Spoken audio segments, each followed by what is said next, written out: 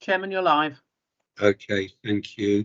So, good morning, everybody. Good morning, members and officers and members of the public who may be watching. The first thing I need to do is to read an announcement, and it's to do with the COVID-19 and attendance at this meeting. So, due to the coronavirus pandemic, the council will be holding this meeting electronically. Members of the public may also attend this meeting in an electronic capacity, and there is a link on the council's website for them to do so. Members of this meeting are asked to keep their microphones switched off until called to speak, and to switch their microphones off once they have finished speaking. Cameras may be left on throughout the meeting if members wish, and they should be switched on if and when speaking in the meeting. To indicate a wish to speak, members should use the raise hand function. Use of the meeting chat function is exclusively for voting. At the end of the debate on each item of business, there will be a vote. Members should vote using the meeting chat function by indicating for, against, or abstain, and I'll declare the result after each vote. And there will be breaks of at least 15 minutes, which will be every 2 hours. And other breaks will be incorporated as appropriate. So I'm not necessarily anticipating that we'll need a lot of that. Right, first thing is, are there any membership changes? None, thank you. Okay, thank you, Carly. And therefore, no apologies. That's right, no apologies. Right, thank you. I'm now going to ask members to introduce themselves. I'll start with me. I'm Eric Buckmaster, and I'm Executive Member for the Environment. And I'll go first to Tina. Good morning, Chairman, members and the public. I'm Councillor Tina Bartois. I represent the Letchworth North Division, and I'm Labour's spokesperson for the environment. Great, thank you, Tina. I'm now going to Caroline. Good morning, Chairman. Good morning, committee. Good morning, members of the public. My name is Caroline Clapper. I'm the Deputy Executive Member for the Environment, Vice Chair of this committee, and I'm also the Conservative County Councillor for Watling Division, which covers Radlett, Aldenham and Elstree. Thank you. Great, thank you. And now Lewis. Thank you. Good morning, Chairman. Lewis Cocking, the member for Hoddesdon North, and I'm a Conservative member. Great, thank you. Now Ben. Good morning. Good morning, Chair. My name is Ben Crystal. I'm a Green Party councillor for Hertford All-Saints and the leader of the Independent Green Group. Okay, thank you. Now Steve Jarvis. Good morning, everybody. I'm Steve Jarvis. I'm the County Councillor for Royston West and Rural, and I'm the Liberal Democrat spokesperson for the environment. Great, thank you. And Jeff? Yeah, good morning all. Jeff Jones, Conservative member for Buntingford Division. Thank you. Graham? Yes, good morning, members of the public. Graham McAndrew, Deputy Executive Member, Highways and Transport, representing the Conservatives in Bishop Stortford Rural. Okay, thank you. And Rena? Good morning, everybody. My name is Rena Ranger, and I am the Conservative County Councillor for Rickmansworth East and Oxley Park. Great, thank you, Rena. Phil Williams? Hi, good morning. My name's Phil Williams. I'm the Liberal Democrat County Councillor for Three Rivers Rural. Thank you. And Adrian next.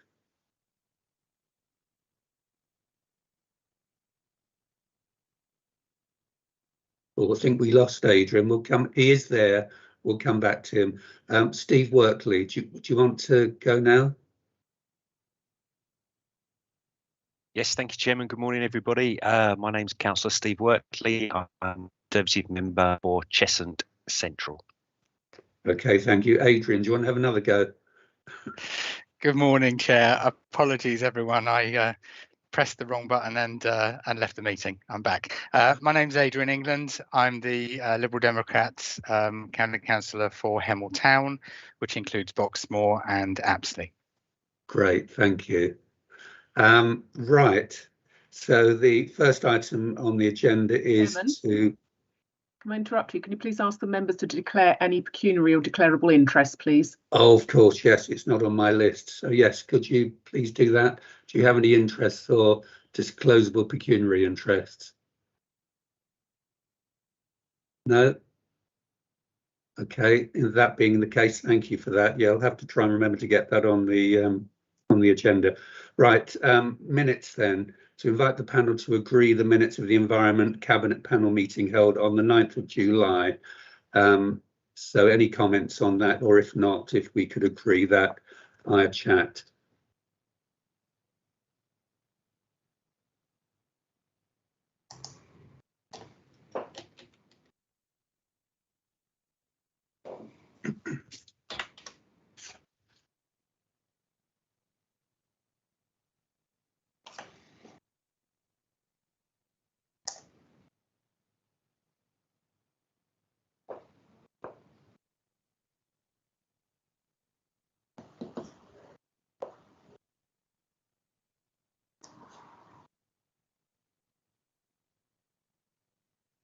Okay, that's it. Minutes agreed. And thanks for your slightly different way of expressing that, Phil. Right, we're now going to item 2, petitions, and there are none. And what I'll do now is I'll introduce the officer for each item as we go through. So the item 3 is response to the motion to support the Climate and Ecological Emergency Bill. This is one that went first to council, and chairman decided it should then go to the appropriate panel. The motioner is John Hale, and the seconder is Steve Jarvis. And the presenter, I think just a very brief introduction from Julie Greaves. Yes, thank you very much, Chair. Good morning, everybody. I'm Julie Greaves, Head of Sustainability, and I shall introduce the report as Chairman says. So this is a motion that was put forward to full council in July. As Chair has said, it was put forward by Councillor John Hale and also seconded by Councillor Steve Jarvis. It's about a private members' bill that was presented to Parliament back in September 2020 by Caroline Lucas, the MP for the Green Party. And just to stress, this is a private members' bill, so it's slightly different to other bills that are currently going through Parliament. At the updating the document that you've got in front of you, currently the private members' bill has support from 12 co-sponsors, 115 MPs, 29 peers and 103 councils. I need to stress the difference between the Climate and Ecological Emergency Bill, which is the private members' bill, and also the Environment Bill, which is currently going through its due process in terms of Parliament as well. Because the Environment Bill started its journey back in 2019 and has very nearly concluded its journey, and we're very hopeful that it will have its final reading in the autumn of this year to then reach royal assent very early on in the new year, and will have financial consequences for us in terms of delivering services, whereas the Climate and Ecological Emergency Bill is at the very start of its journey. It has been delayed, and the Climate and Ecological Emergency Alliance have actually concentrated their time on seeking amendments to the Environment Bill. We have had some amendments to the Environment Bill, which I think are important to understand, and the highlights were sent out or were publicised last week. And they're very much about strengthening the Environment Bill and strengthening the legal language around the targets and halting the decline of species, etc., and placing extra duties on those that would be delivering the powers given to them via that particular bill. So the motion is set out at section 1 of this particular paper, and the background to the bill is set out in section 4 of the paper, and the relevant considerations are detailed in section 5, and it's for obviously up for discussion in terms of those relevant considerations. in terms of financial considerations, because this is a bill that hasn't gone anywhere considerably in terms of its process yet, we don't fully understand if there will be financial implications. If this bill were to reach fruition and become law, then clearly there would be some financial considerations for us to take into account, because it would constitute potential new duties, but we won't know that until it has gone through its due process. But we have got the Environment Bill in front of us now, and we're also waiting for the UN Climate Change Conference, which is happening again towards the end of this year, and we are expecting some significant changes to come out of that as well. So that's all I'd like to say in terms of presenting the paper. Thank you. Thank you very much for that, Julie. And obviously members can make their comments by raising their electronic hand. I think probably appropriate for me to call on the person who proposed the motion originally. So, John Hale, if you'd like to say a few words. Thank you, Eric, and I'm grateful to you for allowing me to address the Cabinet panel, and I'll keep my remarks concise.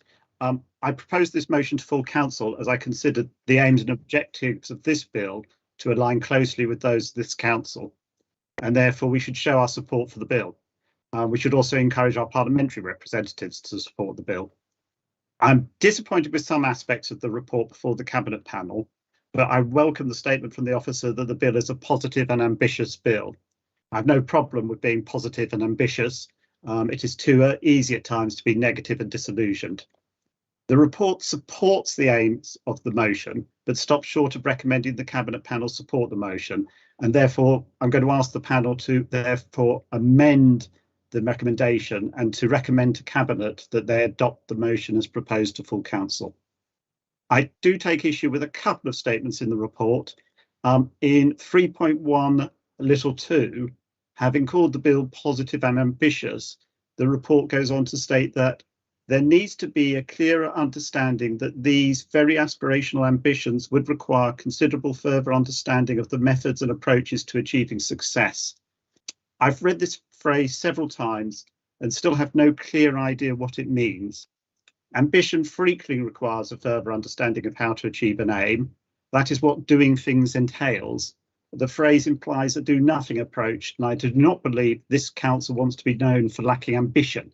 If we do, then Hertfordshire is not the county of opportunity. I also consider there's an error in paragraph 4.3, which states creates a plan to completely reduce its carbon emissions in real terms with immediate effect. I've read the bill several times in an effort to find that requirement, and the nearest I have found is it calls for a strategy to be produced within 12 months to reduce emission sources caused by human activity as far and as rapidly as possible. However, having said that, I think the report overall is very good, and I have no problem with most of its statements. As a council, we've declared a climate emergency. We've now got our sustainability strategy, and we're working through that and implementing it. And we frequently talk about the need to protect and enhance the natural environment. As the report states, support of the bill would bring with it the logical expectation that the authority would refocus the actions in the Hertfordshire sustainability strategy to help achieve the ambitions the bill seeks to embed and achieve. Therefore, by supporting the motion, the council is merely reiterating what it has already committed to do, which is to take action to leave the world a better place for the next generation. Thank you. As I've already mentioned, I do ask the panel to amend the recommendation and to actually recommend to Cabinet that they adopt the motion as I proposed to full council, because I think that's a positive, ambitious way forward for what I hope is a positive and ambitious council. And again, Eric, thank you very much for allowing me the time to make that statement. No, you're welcome, John. Thanks for that. Of course, it would need to be a member of the panel who would need to make the amendment that you're suggesting. But let's have a bit of discussion around that. So who would like to speak? I can't see any hands up yet.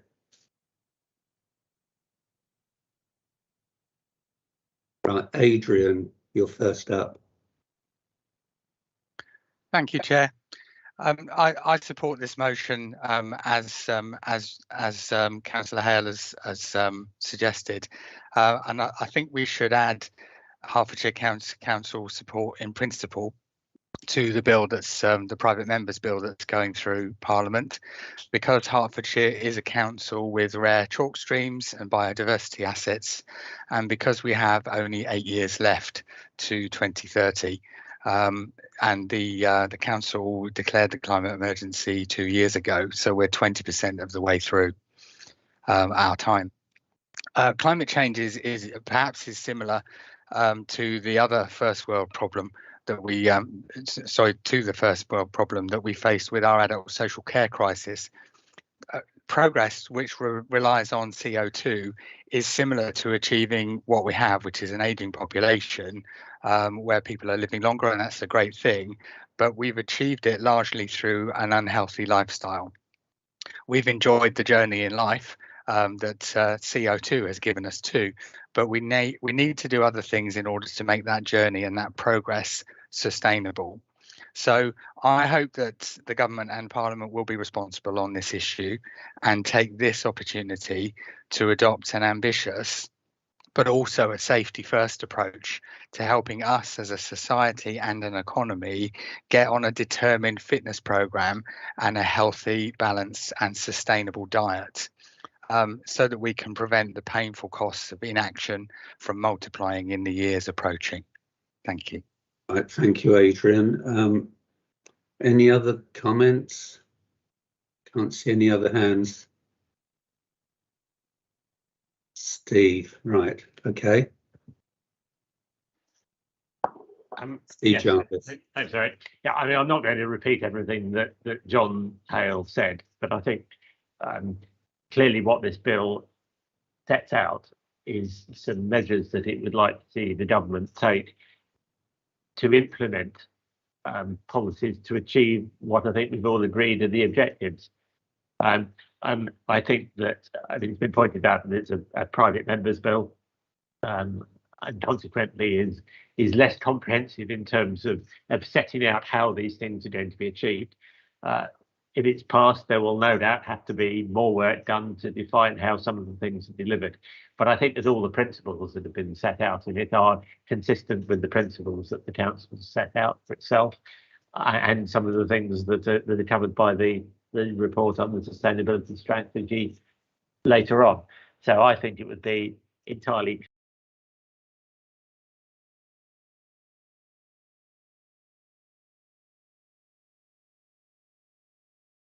and I think therefore I'm very happy to propose an amendment along the lines suggested by John Hale, that we should actually be, and I'm not entirely clear what the process is in terms of motions like this that are referred to panels, whether or not we need to tell the cabinet, recommend to the cabinet that we think they should carry out the actions set in the motion, or whether or not we need to recommend that to the council.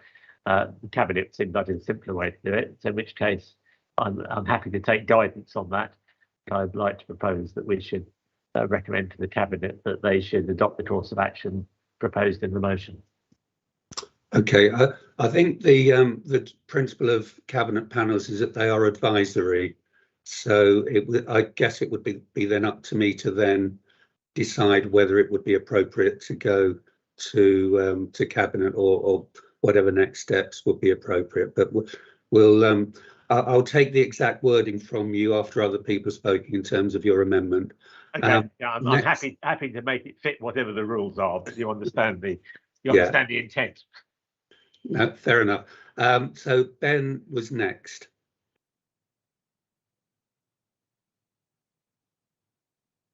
Thank you, Chair. Yeah, I wanted to express my support for what John and Steve and Adrian have said. You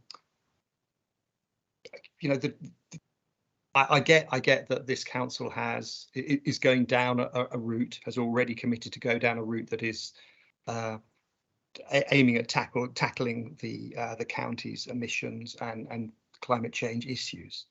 I suppose what kind of troubles me with the response here is it's kind of, you know, looking at the subtext, it's a kind of a wait and see approach. We're okay, let's just hold on a couple more months and it's all going to come fine because these things are already in hand. It's that I think that troubles me with this. You know, I get that you may not feel a couple of months is a long time to wait, but we don't have really, you know, we don't have the luxury of delay. And we last met 2 months ago, and a lot has happened in terms of climate in 2 months. You know, I'm not going to run through them. I'll mention one thing: a paper in the journal Nature, which has just reported increased signs that the North Atlantic current, which carries the Gulf Stream, is starting to switch off. That's the Gulf Stream. So just one thing, you know, there was the IPCC report. We're at 1 degree of warming already, and there's a very good percent chance that we will get to 1.5% warming in the next 5 years. So it's possible that we will get to 1.5 degrees within our term. And so coming back to the sort of the implicit delay that's sort of hinted at in the response, that really kind of troubles me. In what message do we want to give to our residents? That's why I think supporting this bill is a positive thing, because it's calling for action sooner rather than later. You know, we don't want to be pushing our response down the road. Every month that action is delayed will see a greater impact on our residents' health, on all of our residents' health, and on the costs of mitigation that will be required ultimately, and our residents have to pay for that. So I kind of think that actually supporting a faster response, not delaying, is very important. It's just it's not premature, it's common sense. Okay, thank you, Ben. Before I go to other members, Simon Ayres, our officer, would like to make a comment. I'm assuming it's a technicality or a matter of that type. Yes, it is, Eric. It's just to say that I think we do need a recommendation from the panel on whether to support or not support the motion. And one of my colleagues in Democratic Services will correct me if I'm mistaken, but I think that recommendation, it does make sense for that to go to Cabinet. So the panel would recommend a support or not to the Cabinet. That would be my view. Okay, thank you for that clarification, Simon. I'm not sure if Rena or Lewis were. I'm going to go to Rena because I think Rena was actually up first.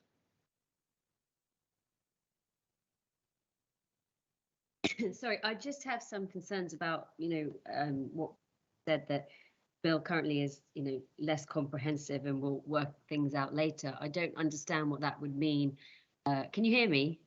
Yeah, I'm turning my volume up because you are a little faint. Do you want to do Lewis? Go to Lewis first. Let me just try and sort a few things out. Okay, Lewis, you're on. Thank you, Chairman. And before I make comments on the motion and on the bill itself, I just think it's good to put into context. I mean, I am green-fingered. I am an environmentalist. I used to work in the environmental sector. I worked in energy efficiency for probably about 7 years. I buy all environmentally friendly cleaning products. All of my toiletries are environmentally friendly. I like to do my bit for the environment, but I do have severe concerns over this bill, which this motion asks us to support.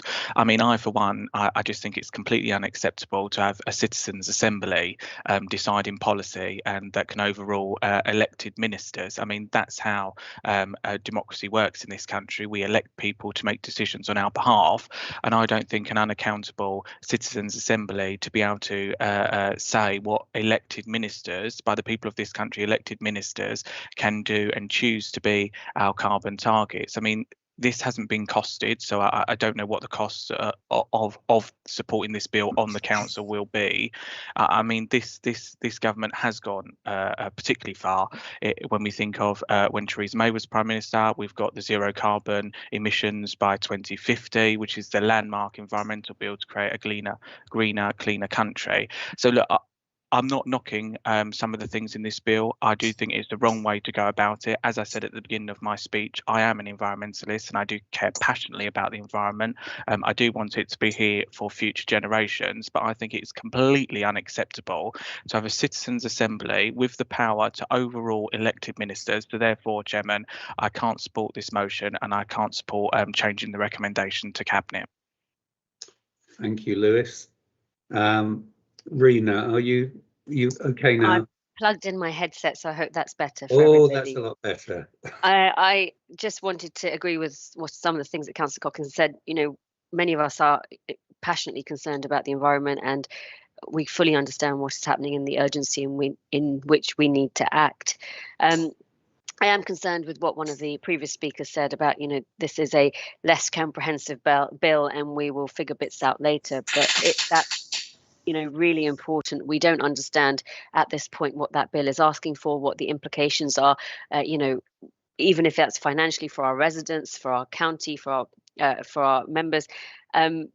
And what impact it may have on some of the good work we've been doing. We wouldn't want to agree on something that somehow, by mistake, unintended consequences, undermines the progress that we have made. I think the United Kingdom is a world leader, and I'm very proud of a lot of the things that we are trying to do and how cognizant we are of environmental issues and making sure that we leave a better earth than we found it. I look at, you know, the next generation. My children will not know anything other than recycling and being more environmentally conscious. And I think that behavioural change is, you know, staggering from when I was little. I do also agree about the Citizens' Assembly. I think people's voices are incredibly important when we come to what we want the future of our country to be. But I think we also need experts, and we also need to make sure that due process is followed and ministers are not overturned by potentially populist or mistaken or misplaced well-meaning actions which we haven't understood what they fully mean or could fully impact. So I don't think we should support to change the recommendation as it is, but we need to know much more about this bill, and we need to see how we can build on the environment bill which is currently going through in a constructive and fully comprehensive way to do better for our earth. Okay, thank you very much, Rena. And Graham next. Yeah, thank you, Chairman. I don't want to repeat what Councillor Corking and Councillor Rangers said. I entirely agree with them. But I think it's important that to state we have made significant cuts in greenhouse gases across the economy and industry, bringing emissions down 44% overall between 1990 and 2019, and 2/3 in the power sector.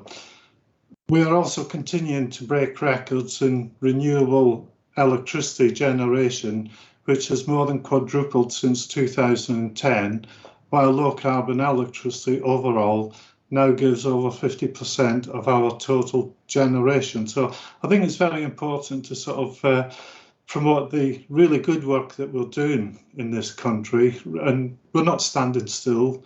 You know, we're very progressive compared to what other countries in the world round about us are doing. Thank you, Chairman. Okay, thank you. Rena, are you taking your hand down or? Sorry, Chair, that's a legacy hand. I'll just take it down. Okay, thank you. I haven't got any other hands. So, Steve, are you proposing the amendment? Oh, Adrian's just come up. Are you doing that? Chair, I just wanted to, if you'll allow it, to just clarify the role of the Citizens' Assembly that's been outlined. That'd be okay? Yeah, you go ahead. So, actually, a reading of the bill actually shows that it's not as scary as Lewis and Rena and Graham seem to think that it might be, because it does provide for where a recommendation has been approved by at least 66% of the Assembly, the Committee on Climate Change must try to reach agreement and come up with a recommendation. So, and also if a recommendation is supported by at least 80% of the Assembly, which really is an overwhelming outcome, which is probably unlikely, then the Secretary of State should consider it. So I think that is quite a proportionate way of working with the public. In my day job, I work with the public, and it's very important to have direct input from people with all sorts of experiences, provided that when an idea comes forward, there are sufficient limitations on that idea. I absolutely agree. It's not right to sideline Parliament or the government and have a citizens' assembly telling us how to do this. But I think the point in the bill is that the citizens' assembly is capable of generating creative ideas, which, if they're sufficiently strongly supported, are probably well worth consideration. So I hope that helps. Okay, thanks, Adrian. So Chair, would you like me to propose that we should recommend to Cabinet? If you can give me some words. I'd like to amend the recommendation to say that the panel recommends that the Cabinet should adopt the actions set out in the motion.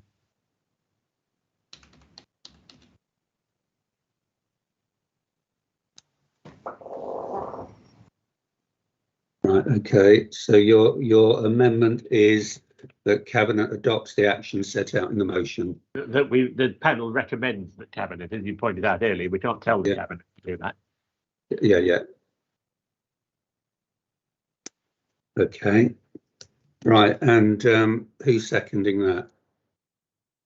If we need a seconder. No seconders required at Cabinet panels. Right, okay, well, that's why I thought I'd just check that. All right, so we'll have a vote then on the Lib Dem amendment, and you need to put your for or against or abstain in chat. So this is the Lib Dem amendment.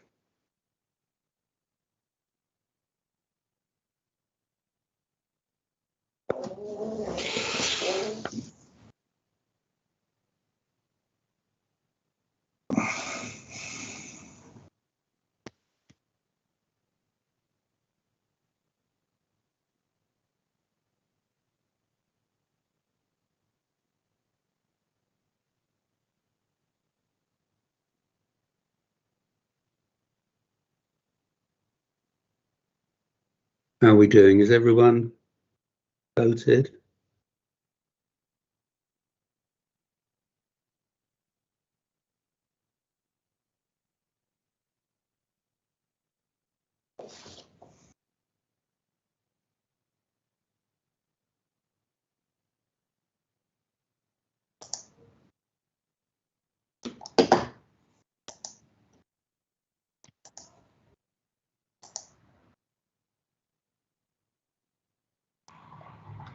Just waiting for the result.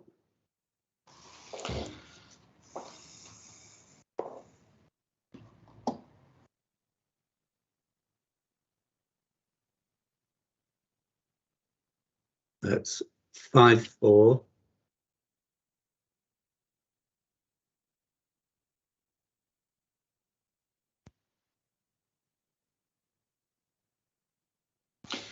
Chairman, Carly has put 6 against at the top as well, 5-4, 6 against. Yeah, just so that amendment has fallen. Thank you for that. So we'll now, I'm going to go back without any other comments. I don't see any other hands up. We've got the recommendations, which I'll go through. So the panel are asked to note the content of the report and consider the key issues, and we've done that. That the Climate and Ecological Emergency Bill is a positive and ambitious bill. However, there needs to be a clear understanding that these very aspirational ambitions would require considerable further understanding of the methods and approaches to achieving success. That the UK is hosting the 2021 UN Climate Conference COP26, this autumn, and that may lead to refreshed national targets and ambitions regarding climate change and sustainability, including ecology, and that the Environment Bill currently going through parliamentary processes will bring into law environmental protections and recovery strategies for the natural environment, and is due to pass the final stages through the Lords this autumn. You know, I don't want to disrespect the intent of either the bill or the motion brought by members, but I am concerned by a number of things. I'm concerned about the detail, the timing, and actually also the lack of traction so far from MPs. So I'm going to add a fifth recommendation that the bill and motion are premature and lacking important detail, and as such, we feel it cannot be supported. So I'm going to ask members now to vote again in the chat. Thank you.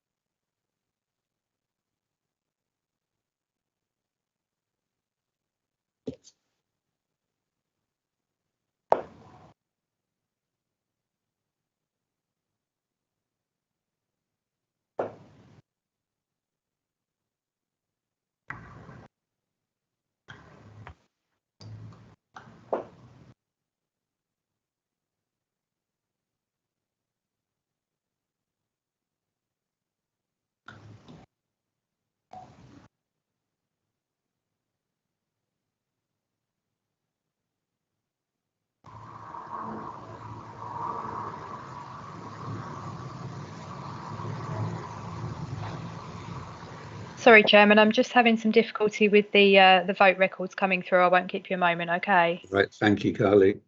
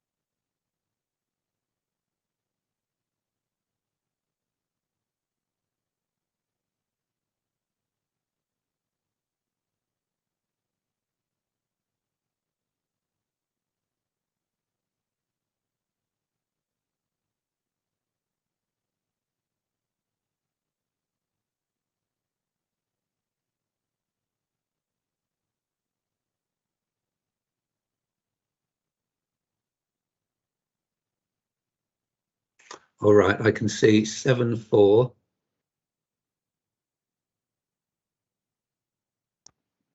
Chairman, did you vote on the amendment that the additional recommendation? I did right at the beginning. I thought I was first in. 10:35. That's, I was just checking it was for that one. Thank you. Yeah.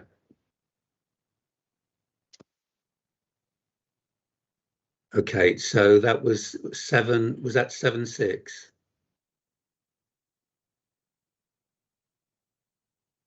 Well, anyway, the recommendations as set in the paper are agreed.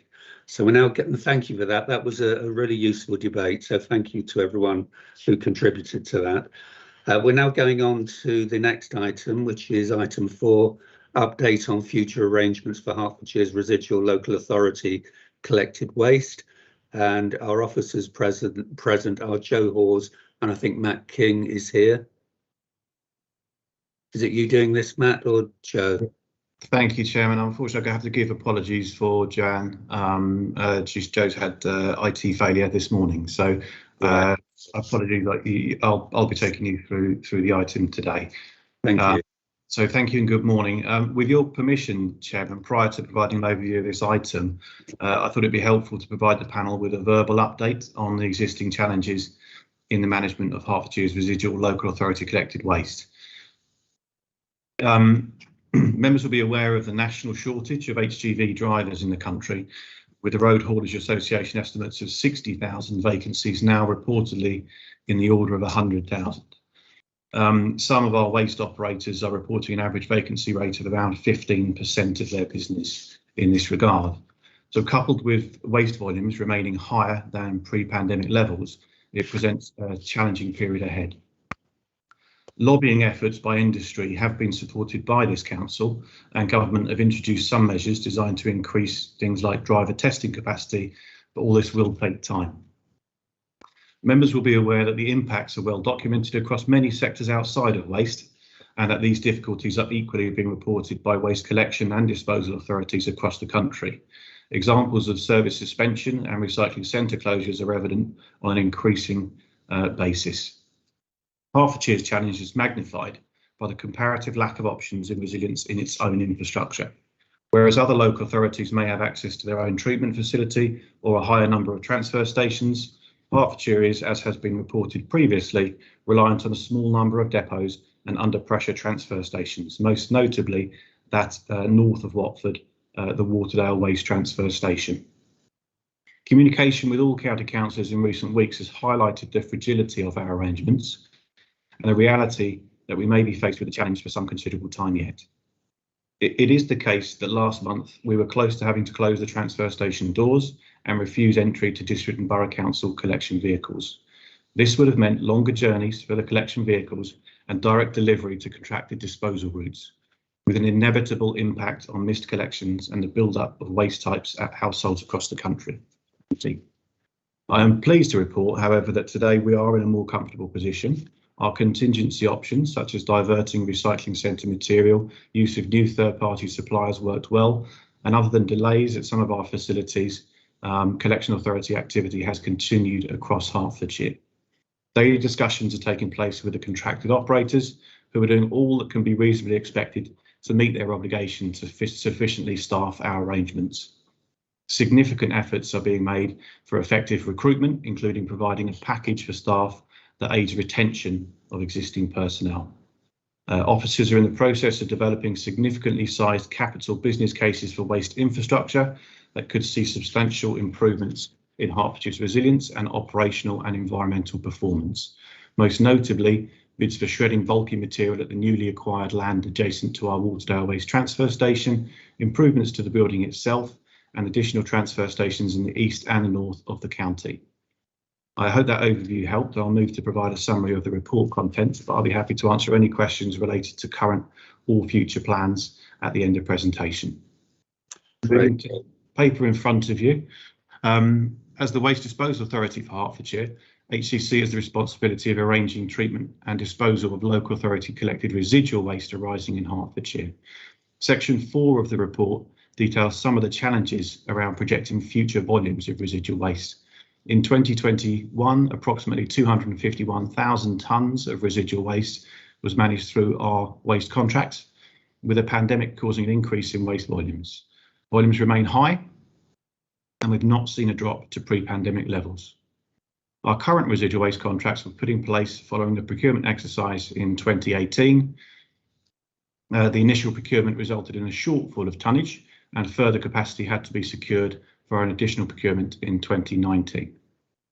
These contracts started in April of this year and run for 2 years until 2023 natural expiry, with an option to extend until 2024 if both parties agree.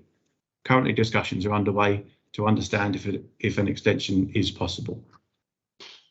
Referring to Table 2 in Section 5 of the report, so that sets out our existing contractual arrangements. Current infrastructure and transfer is set out in Section 6 of the report, with Waterdale, as mentioned, currently handling approximately 65% of the total residual waste volumes in Hertfordshire. We do use Berrymead Road transfer station and 2 district and borough depots for waste transfer. And as noted in the overview, there are plans to develop transfer stations in the east and the north of the county. The report details that bulky waste, so typically carpets, mattresses and furniture, have been predominantly processed through landfill contracts. To meet the aspirations of zero waste to landfill, bulky waste will need to be directed elsewhere, and feedback from the energy recovery facility operators is that bulky waste needs to be shredded prior to acceptance at the energy recovery facilities. The council recently acquired a plot of land adjacent to the Waterdale transfer station, and the intention is to construct a shredding facility subject to funding and planning permission to treat the bulky waste prior to transfer to energy recovery facilities. The council's Sustainable Hertfordshire strategy has an ambition to send zero waste to landfill by 2030, and this upcoming procurement will seek non-landfill solutions from bidders. The pre-treatment of bulky waste by shredding will also increase payloads and reduce haulage impact. That is the reduced void space within the haulage containers that access the final treatment points. In May 2020, members approved the commencement of the procurement, which this paper updates on, for contracts of 10 years with up to a 5-year extension period. And moving to section 9 of the report, that details recent market engagement that has been carried out. There were 12 suppliers who responded to the recent exercise, which in terms of industries is a good response rate, and responses for facilities at different levels of development were received. Those that are either fully operational, in construction, almost complete, and from those yet to commence construction. The consensus was that our suggested contract length was attractive to the market, the bulky waste does need shredding, and our zero waste to landfill ambitions have been understood. In terms of next steps, contract and procurement documents are currently being pulled together. At this stage, it is unconfirmed as to whether the contracts will start in April 23 or April 24, but the new contracts will be for 10 years plus the extension period, which will then afford us the time to continue our seeking improvements in terms of sustainable transport, travel, and possible treatment options as the market and industry develops solutions. The intention is to go to market towards the end of this calendar year, with contracts being awarded late spring at the earliest, early summer 2022. So that's the overview of the presentation of the report, and I'm happy to open up to any questions that panel members may have. Thank you. Thank you, Matt. You know, that's a very comprehensive report and update, and a crucial service for us as a county and our partners across the districts and boroughs. So we'll go to questions now. So the first up was Steve Jarvis. Thank you. I mean, I think there's clearly a number of aspects to this. I mean, there are some problems that have emerged that in the very recent past, and I think clearly the officers have done a great job with the limited resources at their disposal in keeping things going, even if only just about on some occasions. And I think we all understand why this has arisen, and you know, for some reason the government didn't put let's reduce the number of HGV drivers on the side of a bus. But I think we all understand why there is such a shortage, which is clearly not just affecting waste. But I think that one needs to think about the fact that Hertfordshire appears to be in a worse position than many waste disposal authorities, and that's over the last 20 years, I guess, has not managed to make the sort of provision that they should have done. We can't do anything about that now, but I'm concerned in the future in that we appear to expect to continue to be dependent on essentially buying capacity in a range of facilities. And in at least some of those, it seems to me that we're always likely to be at the end of the queue buying whatever capacity is available once the prime users of the facility have taken what they require. And that's certainly, I know that's the case for some of the facilities. I'm not clear about others. So I suppose the question is that understanding correct, that we are always going to be searching around for suitable disposal options? And if that is, given that we've reached the conclusion that there doesn't appear to be the capability to provide a major disposal facility within Hertfordshire, is there scope for working in closer partnership with some of the alternatives? For example, I'm aware that Steve, you probably need to let Matt respond to some of this. All right, okay, I'll stop. There's a little particular point I want to come back. So yeah, I'll allow you to come back in, but okay, I think Matt needs to respond to some of the things, particularly that we have actually attempted to do to deal with residual waste. Okay. So Matt, would you like to comment on some of what Steve has said? I'd be happy to. I was trying to make notes as you're going along, Councillor Jarvis, to make sure I picked up your points. The contracts that we have in place, as is set out in the paper, are short-term arrangements. They're termed bridging arrangements, so they were designed to either enable us the time to put longer-term service contracts in place, or to segue into delivery of the proposed Rye House facility under contract with Veolia. So they are, by their nature, sort of take what you can get type arrangements. Typically, when a facility is either under construction or increasing its capacity, they will either have underpinning anchor contracts, the same as could be said for sort of PFI type arrangements, local authority owned arrangements, or merchant contracts, where a single authority might provide a substantial underpinning tonnage of material to create the business case in the first place. So you can see that in facilities that we use, where Oxfordshire would underpin the Ardleigh arrangements, Buckinghamshire, the Great Moor arrangements, etc. But by saying that, what I mean is if we make our waste as attractive to the market as possible, and dealing with the more problematic waste, the carpet, the bulky material is important in that factor, and also presenting the market with an opportunity for a larger volume of tonnage, depending on how we package it up with guaranteed minimum tonnages or and that sort of thing, then we ought to be in a better position to secure the best rates. But they will be service contracts. They will not be a Hertfordshire County Council owned facility. Those options can be explored in the future, but the pressure right here, right now, is to get the best possible solution to fulfil our statutory function beyond either April 23 or April 24. Okay, Steve, one more question, Steve. Okay, so you mentioned that some of these facilities that are underpinning relationships. So is it possible for us to investigate whether or not we can become part of those underpinning arrangements?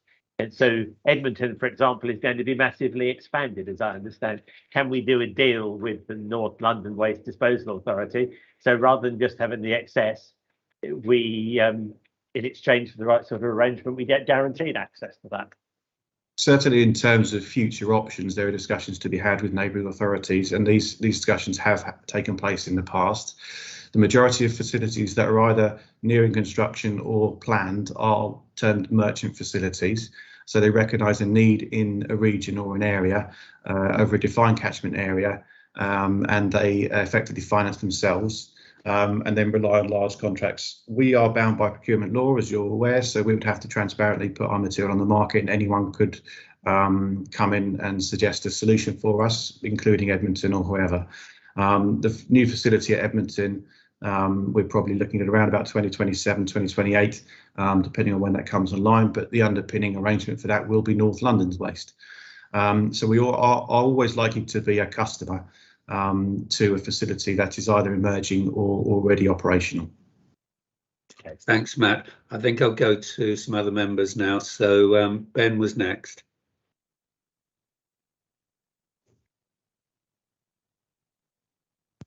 Thank you, Chair. Yeah, thanks very much, Matt. That's really interesting. Just a couple of relatively quick questions. Thinking about ERFs, I'm just curious whether there are any new ones that are sort of due to come online in the next, well, within the kind of the contract term that we're talking about.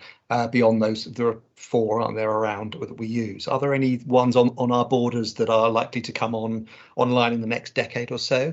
And my other question is, is there any feedback from the Eastern Transfer Station event? I think there was one held maybe a month ago or 3 weeks ago, and it was sort of public interaction. I just wonder whether there was anything to be fed back from that. Thanks very much. Thanks, Ben. Just taking those in turn, Councillor Crystal. We would design the answer to your question is yes. There are facilities that are emerging. So without naming names and suppliers, some of them have responded to the pre-procurement market engagement, which is contained within the paper. But we are likely to see developments in certainly in Essex, expansions in Kent, potentially CAMS, depending on planning. So there are options, and we're currently commissioning the Rookery facility in Bedfordshire.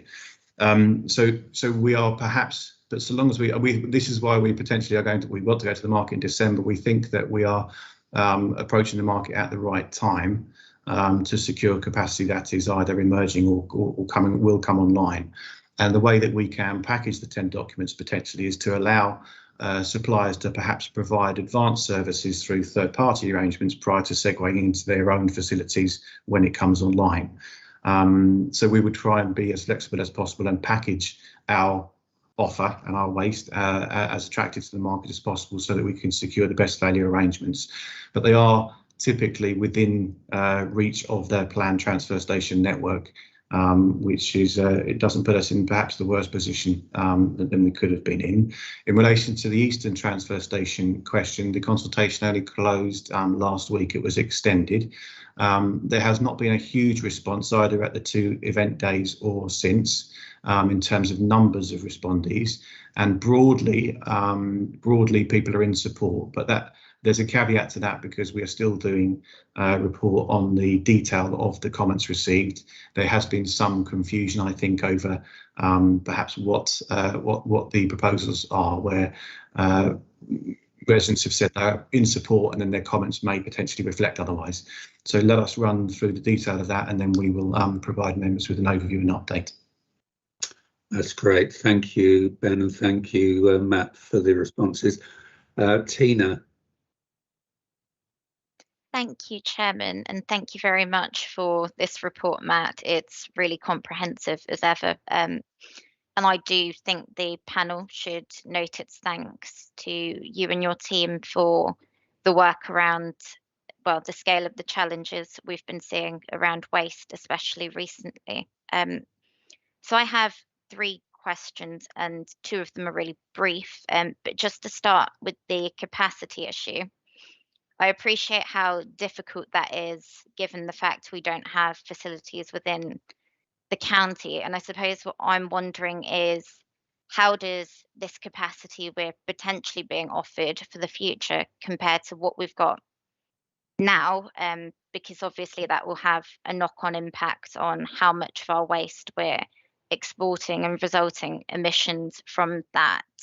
My other 2 questions are, it's really, really good to see that we've got a potential operational date for the Northern Transfer Station. I was just wondering whether we could have a potential date for when the site at Ware could be operational.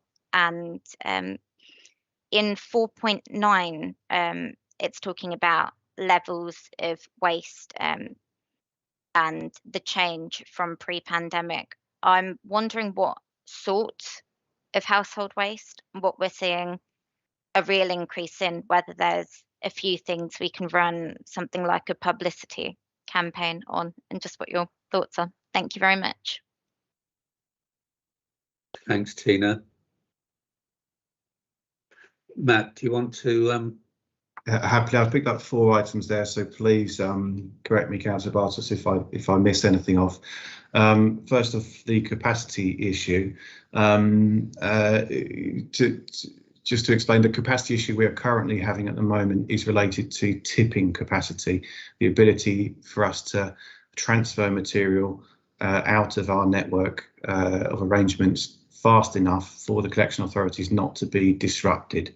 In terms of capacity for disposal, albeit that is a part in the chain, we have got sufficient capacity even for the increased volumes that we're currently experiencing in our contracted disposal points.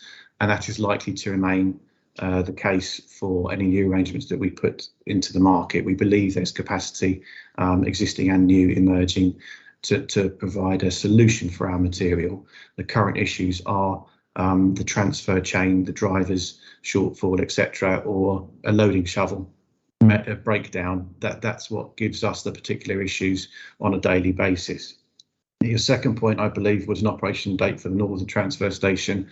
Again, caveated in terms of still being delivered as part of the master plan process, and also local plan reliant in terms of packaging the area of land as employment land, so that it's a better chance of the planning permission being achieved. Secondly, in terms of the Eastern Transfer Station, we are looking to put in a planning application for the Eastern Transfer Station in mid-November. And therefore, with a fair wind and assuming approval and funding routes are signed off, we will be looking at operating that from April 2024. And lastly, I picked up a question on waste volumes. During the course of the pandemic, it is the case that all waste streams have come up. If you think of your curbside typical three streams, dry recycling, organic and residual, they've all increased.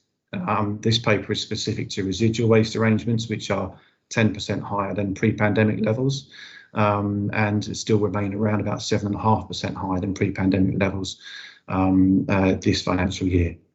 But all waste volumes are increased, which is why we need the flexibility in the network of transfer stations, because of course they don't just have to manage residual waste. And hopefully when the resources and waste strategy impacts are known, and we start to see improvements in the way that waste is managed, then the same self-buildings can be used for transferring dry recyclable material, for example. I hope that helps answer some of the queries. Thanks, Matt.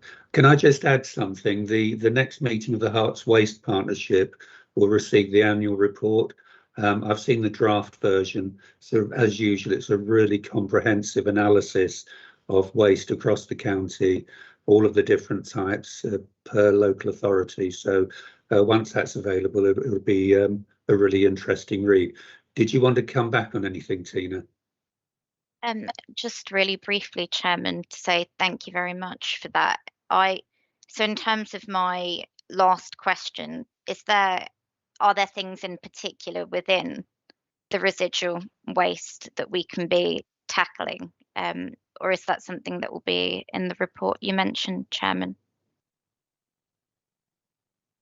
Matt, do you want to? Through you, Chairman, yes, absolutely. There is. It's been the case, long been the case, that composition analysis of residual waste has demonstrated that food waste is a particular issue that needs to be grappled with. I mentioned the resources and waste strategy. We're likely to know, I'm hearing around about January time next year, with the government's feedback on the second round of consultations of that strategy. But it's highly likely to include a mandation for separate collection of food waste.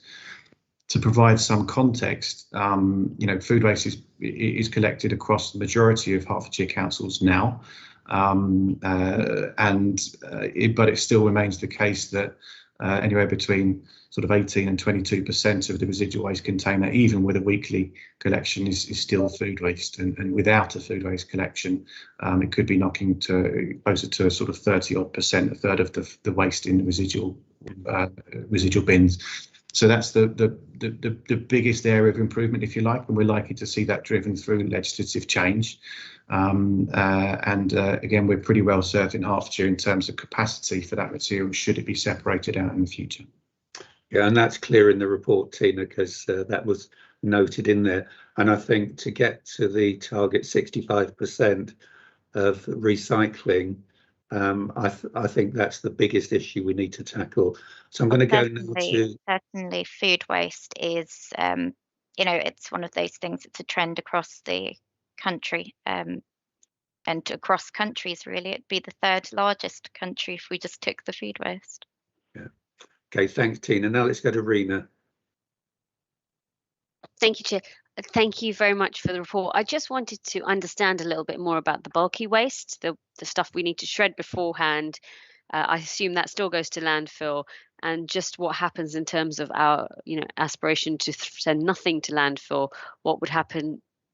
Do the suppliers have kind of what do we think will happen to a mattress in 5 or 10 or 15 or 20 years if it doesn't end up in landfill? What is the solution? Are there more recyclable stuff on the horizon? And then what would happen to the shredding facility, or would we anticipate that the shredding facility will always be needed for whatever recycling activity is to follow, if that makes sense? Very good question. I know Matt's got an answer. So Councillor Ainsworth, we do frequently check the market to see if there's any viable options for particularly separating material at the recycling centres. A very large proportion of the material we receive is things like carpet, but it's the market in terms of the offer of recycling material is very, very limited in terms of how it can do it, and viability is challenging in terms of a cost base for actually processing that material as well. So the solutions aren't there currently for Hertfordshire. We will continue to investigate, and it's on all of our published strategies that we'll continue to do so, and we wouldn't limit it at just those materials, carpet, mattresses, etc. Bulky waste would be delivered to a shredding facility, and we're talking about 30 to 35,000 tonnes of the total residual volume being managed, and it would literally be put into a more homogeneous feedstock for the energy recovery facilities. The facilities, the current practice is that input volumes are limited on the number of mattresses or the amount of bulky material that they can accept within a load, and each of our contracts is defined as non-bulky loads, mixed or bulky loads, and they have different gate fees, very different gate fees. So our current operational practice is to try, so far as we're able to, is to mix material and blend it according to each of the individual contract specifications to get the optimum efficiency for disposal of our material. That's a challenge, and it's a real challenge currently when we have such limited capacity for tipping space. That's what we grapple with during when we're absolutely flat out, because we have to move material 24/7 almost just to maintain capacity, which means we struggle to find the cheapest disposal routes at some points. And that's why that's a priority in the medium term. Anything else you want to add, Rina? Can I just ask, my brain has gone off onto a tangent, sorry, while you were talking. During the pandemic, I watched a diverse range of television, and one of it was something about, extreme weddings. And I was shocked that a lot of the outdoor weddings, the carpet is used for the, once and then chucked away. And I'm just wondering if part of a maybe pandemic trend where we have more outdoor weddings and stuff like that, if this is something that we'll keep an eye on, different streams of waste or different streams of avoidable waste that may come as our behaviours change post-pandemic, i.e. outdoor weddings with newly laid carpet for each event and stuff like that. I think that's part of our strategy, isn't it? It's reduce, reuse and recycle, and I think we need to get those messages across.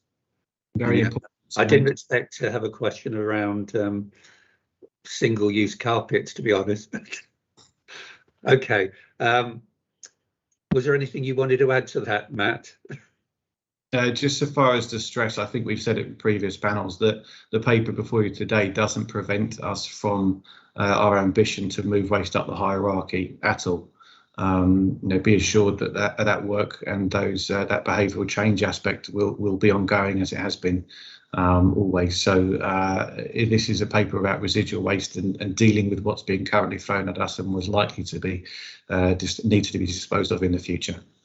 Great, thanks, Matt. Now Adrian's got his hand up.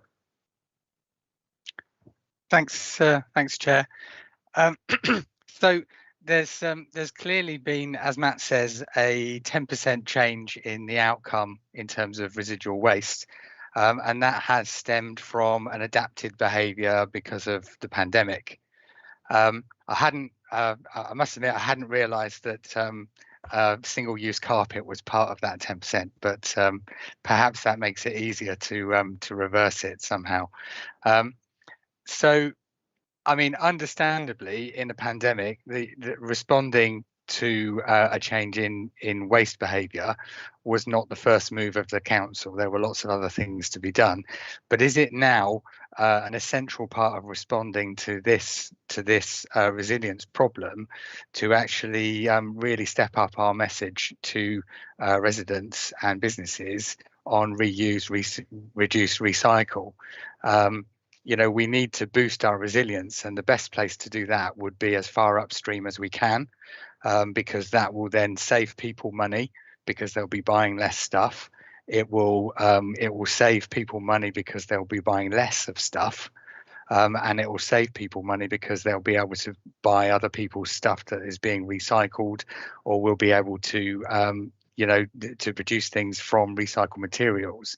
So I think it's important to boost resilience. Perhaps the easiest way of doing that would be to stop messing around and rejoin the single market so that our lorry industry works properly, and better yet, probably abandon Brexit. But there's clearly, in practical terms, there's a big variation between districts on their recycling. So perhaps, perhaps we could really try to level up, if I can use a phrase, between our different districts in the county in order to squeeze the maximum efficiency, again, upstream of this process. Go on, Matt. I mean, in terms of the comments made by Councillor England for the waste hierarchy and waste prevention, I wholeheartedly agree. You're absolutely right. The more we can prevent and reuse and then recycle rather than recover or dispose is going to be better for us all, and that's where efforts are being made. There is some additional campaign work being identified as a result of the pandemic and the composition analysis work that was carried out. That's been funded as well, and so we are likely to see better campaigns across Hertfordshire, or better, wrong word, additional campaign work across Hertfordshire, closer to our own services in terms of not just reacting to what we have to manage. The recycling centres are proving the reuse popularity is really increasing across Hertfordshire for the two stores that we've got open at Ware and Walterdale. We're bringing a paper to this panel in November, which will update on the recycling service, and also explain, I think, the planned opening of the Harpenden Recycling Centre reuse store as well. So progress is being made, but I agree with the point made around it's a joint effort. This needs everybody in the chain, from collection authority and disposal authority colleagues, to work together to most effectively communicate to residents how to manage their material, and for us to do it in the best possible. Yeah, and I guess part of that is the role of the Herts Waste Partnership as a forum where we come together and we can share best practices and ideas. So you okay with that, Adrian? If so, I'll then move on to Graham.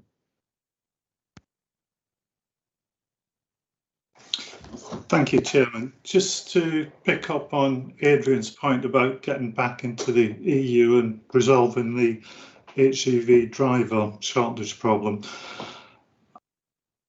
They are short of 400,000 drivers, Adrian. Russia's short of drivers, China's short of drivers, Mexico's short of drivers.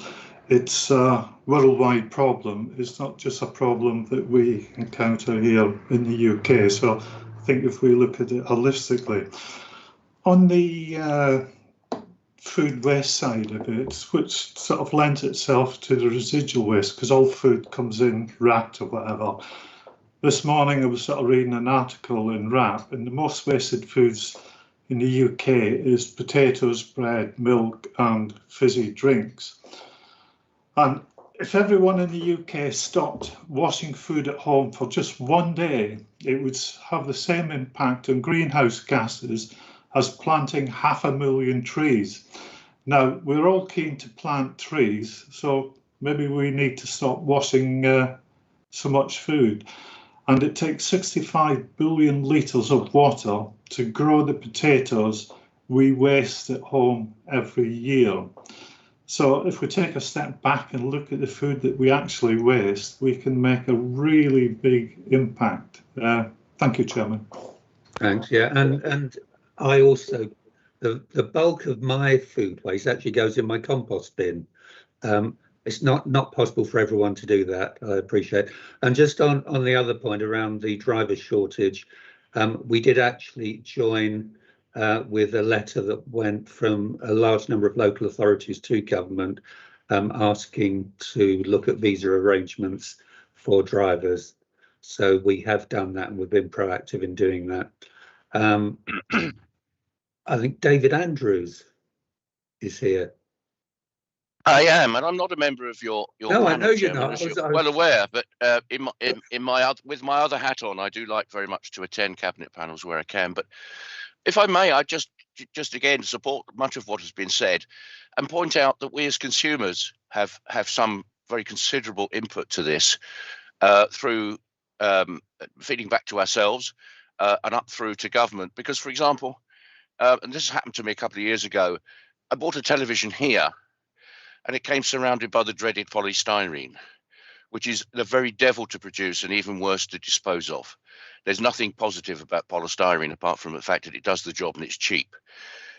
Buy a similar product in Germany, it is surrounded by eggshell, egg box kind of compressed cardboard, which is stuck together with starch, and is altogether a different animal. It will break down. It can be burnt and release quite a bit of calorific value. In other words, there's different ways of doing things. In Germany, you can't wrap things in polystyrene because the people in Germany have made it clear that they're not going to accept it.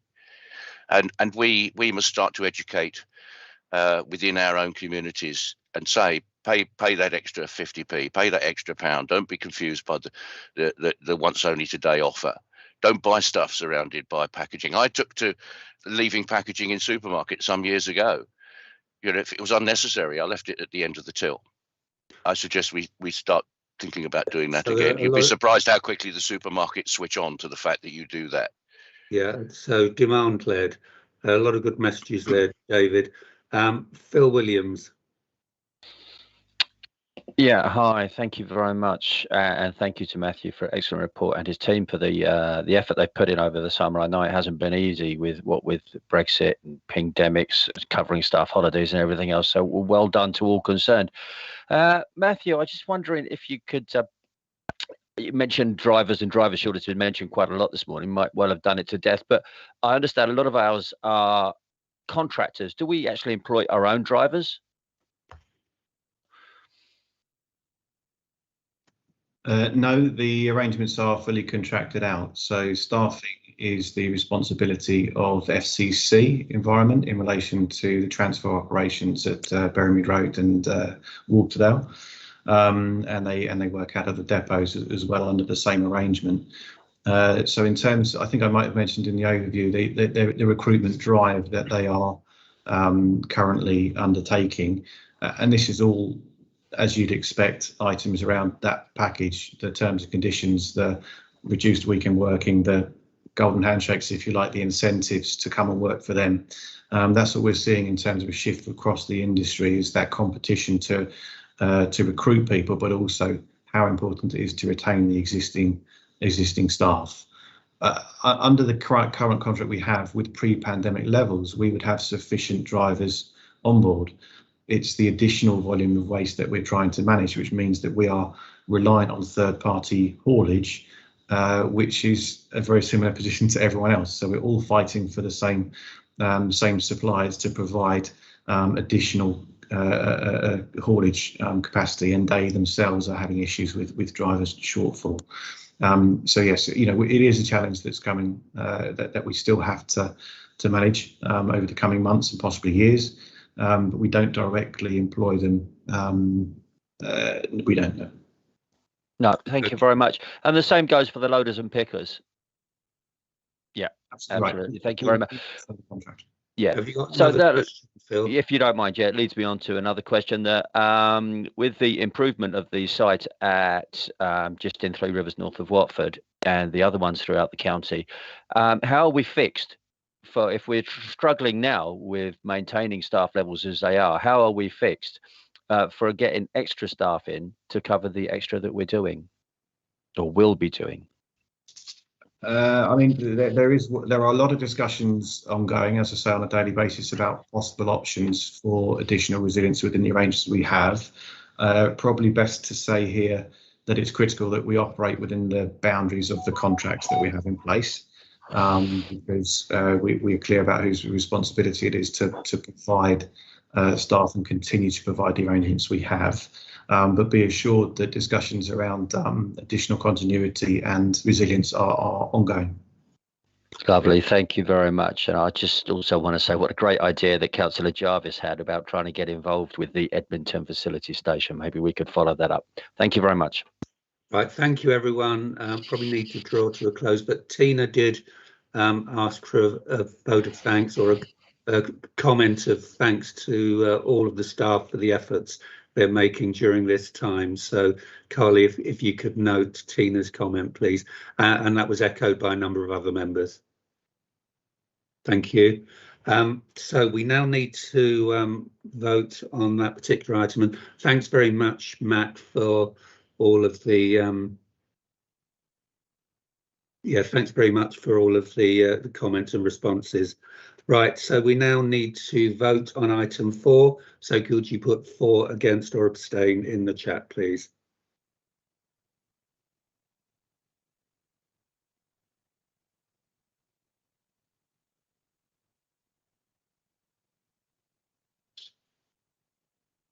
Chairman, just before you move on to the next item, just wanted to go back to the previous item number 3 with the motion report. Yeah. Just due to some issues whilst the voting was taking place, I just wanted to confirm that after checking the voting on Councillor Jarvis's proposed amendment to the recommendation, it was 7 against and 5 for, so therefore that amendment fell. And I have updated that and I will make sure that's reflected in the minutes. Also, after a careful recount on the voting to your proposed additional recommendation, it was in fact 7 for and 5 against. So this proposed additional recommendation is agreed.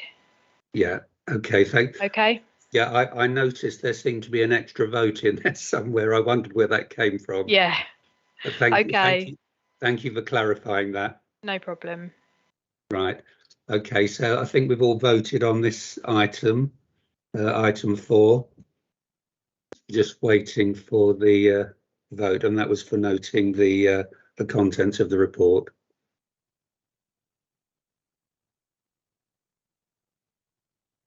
So item 4 noted. Thank you very much, everybody. Now going on to item 5, which is volunteering in Hertfordshire with Countryside and Rights of Way Service. And we've got Tony Bradford here who will present the report. So over to you, Tony. Thank you, Chairman, and good morning, members. This is an information report to the panel and is asking you to note and comment on the contents. With your permission, Chairman, I've got a small number of slides and we'll be very brief, but we'll sort of pick out and illuminate some of the key points in the report. That'll be useful, thank you. I'll just share my screen. Hopefully that will work.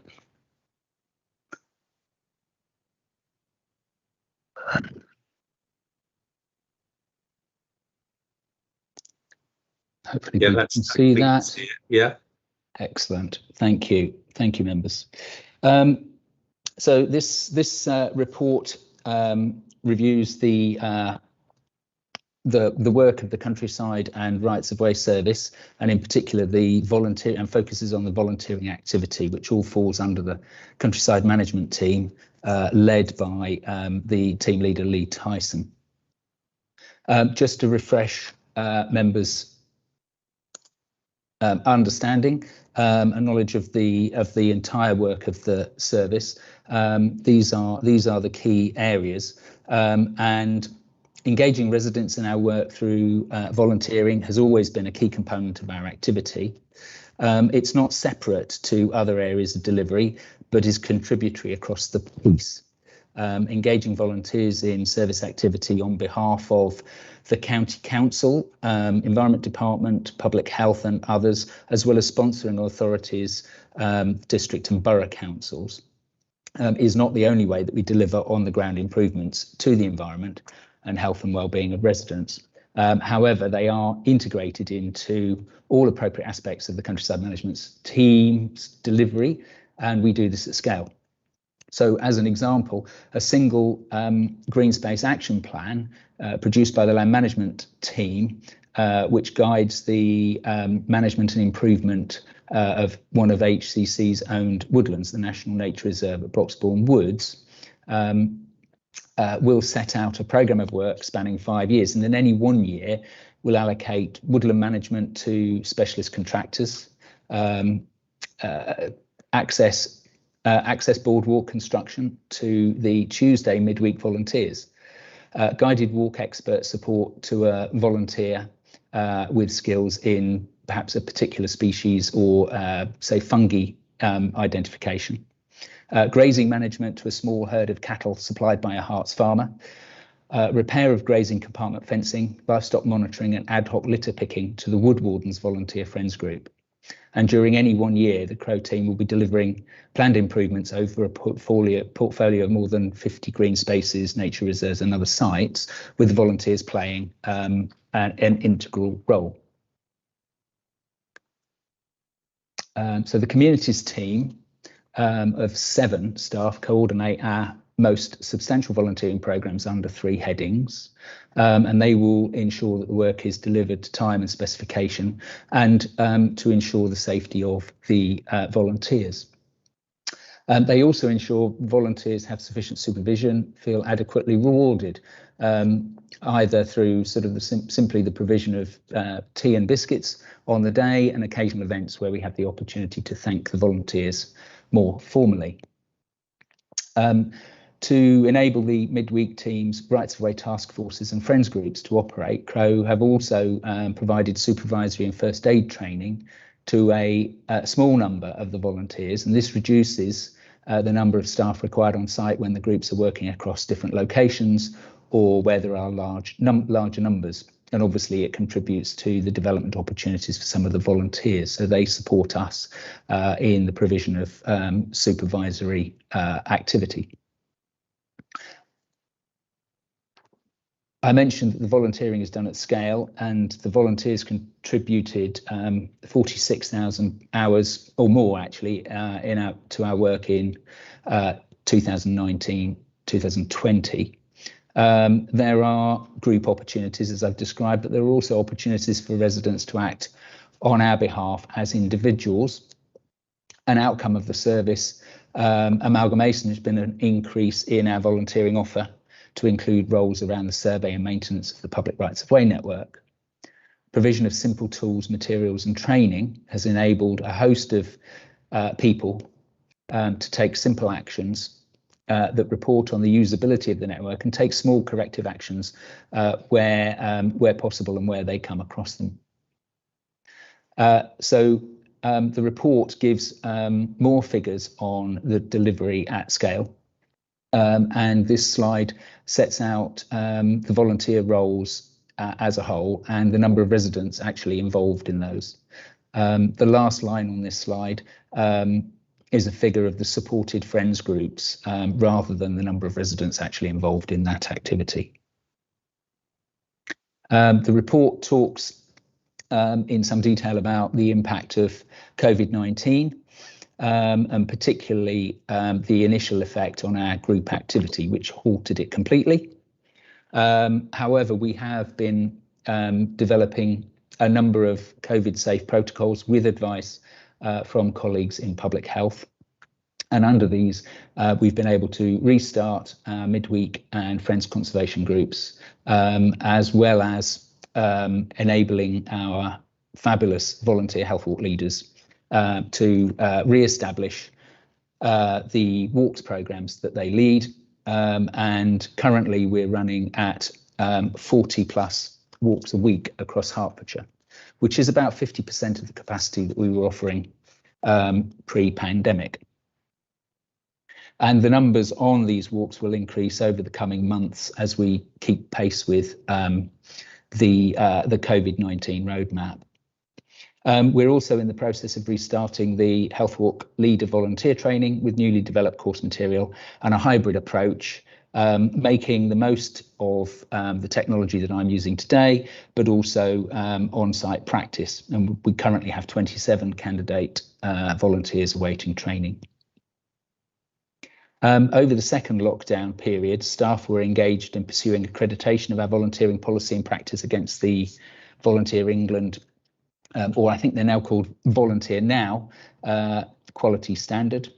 And the value of this rigorous assessment goes beyond the activity in Crow through the sharing of good practice via the HCC Volunteer Officers Working Group. Nationally, it's estimated that some 4.5 million people volunteered for the first time over the past financial year. Crow continued to receive an unprecedented number of applications to join the practical teams, with between 20 and 30 new applications being received monthly currently. Anecdotally, we're attracting inquiries from a more diverse demographic, with people citing an increased interest in the outdoor environment and wanting to contribute to its improvement. Increased availability due to working from home or restrictions on travel or being on furlough. We have one volunteer working with us at the moment who, rather than travelling abroad, which he normally does for his holidays, is taking 1 day a month off to join our volunteer team through his annual leave allocation. We are considering how we can support and maximise this growing interest, but the team are currently working beyond sustainable capacity and as such are creating waiting lists. I've put on some ideas here if members wish to find out more or keep up to date on the work of the teams and the volunteers they coordinate. And we have a number of options which are set out here. Finally, I would add that many of the pictures I've used today are taken by Countryside and Rights Away volunteers and shared through the Crow social media streams. This initiative was an idea that came forward from our volunteers themselves during an earlier Investing in Volunteers accreditation round. And it was initially set up to enable them to share with their friends and relatives far and wide the work that they achieve. It's now well established and regularly posts reach thousands of people with many comments coming back simply thanking the volunteers for their efforts to improve the local environment. Thank you. Thank you very much, Tony. That was really useful. There are so many elements to this, aren't there? Ecology, volunteering, health and well-being. And I know what a great job the Friends groups do, from the one that's very near me in Pishobury Park. An amazing bunch of people. So well done to all concerned. Thank you. Thanks for the report. So Tina, you're the first. Thank you very much, Chairman. And I want to echo your thanks to Tony and just the incredible volunteers that we have across the county. I'm always incredibly impressed by Countryside and Rights Way. I visited Ortonhead Common recently, which was really valuable. And I know as well how valuable the county support is to these Friends of groups from the one near me, Norton Common. So there were two things that I wanted to pick up. One of them's from the report. It's 4.7, corporate volunteering. And I don't know if this question should be directed at you, Tony, but I was wondering if we can make more of that opportunity that we've got within our staff here at HCC and to give them that chance to grow and develop because of all of the things that volunteering has to offer. And you've mentioned that towards the end of your presentation about being beyond capacity. What is it you need from this cabinet panel and this council to extend capacity possibly? How do you see that working in the future? Thank you. Okay. Thank you, Tina. That was and also thank you for coming out to meet the volunteers. They welcomed your contribution, and they are a terrific. That group are a terrific team. I think you pick up on the capacity issue rightly, and pick that up first. We're preparing an integrated plan bid at the moment. It's predominantly a staffing resource that restricts us. The team, whilst the volunteers achieve a great deal on site, there is a considerable amount of coordination, work, recording, administration, health and safety activity that goes into the planning of those tasks, and that's the key restriction. So we are bidding for additional revenue funding to have staff, which will enable us to increase the number of midweek groups. We have 3 imaginatively titled groups: the Tuesday group, the Wednesday group, and the Thursday group. Obviously, there are 2 other days of the week plus weekends, and those additional groups would enable people who perhaps aren't available during the weekdays to contribute. Likewise, we see that there's growing capacity around the small scale improvements that might be delivered on the rights of way network. We currently have 2 small independent groups, so independent in terms of self-supervising, who are tasked with delivering small scale improvements on the rights of way network, and we could certainly expand that offer, as well as some of the potential ad hoc tasks, like the sort of, as you identify within your first question, the corporate volunteers. That is very much ad hoc. It depends directly linked to capacity within the team. We do get quite a few inquiries, and particularly where we can within HCC, if there are staff teams who are looking to join us and there is work available and staff resource available, then we will make that happen.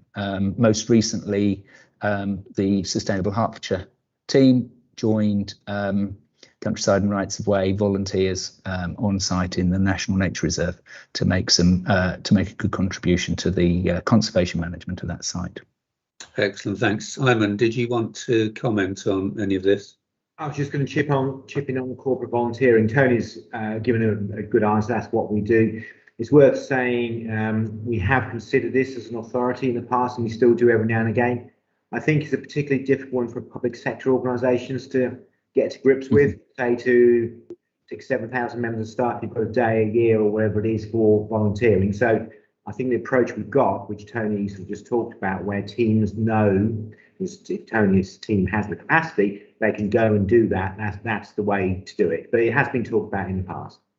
Great, thank you.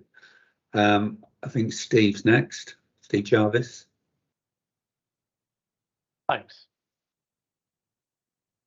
Okay.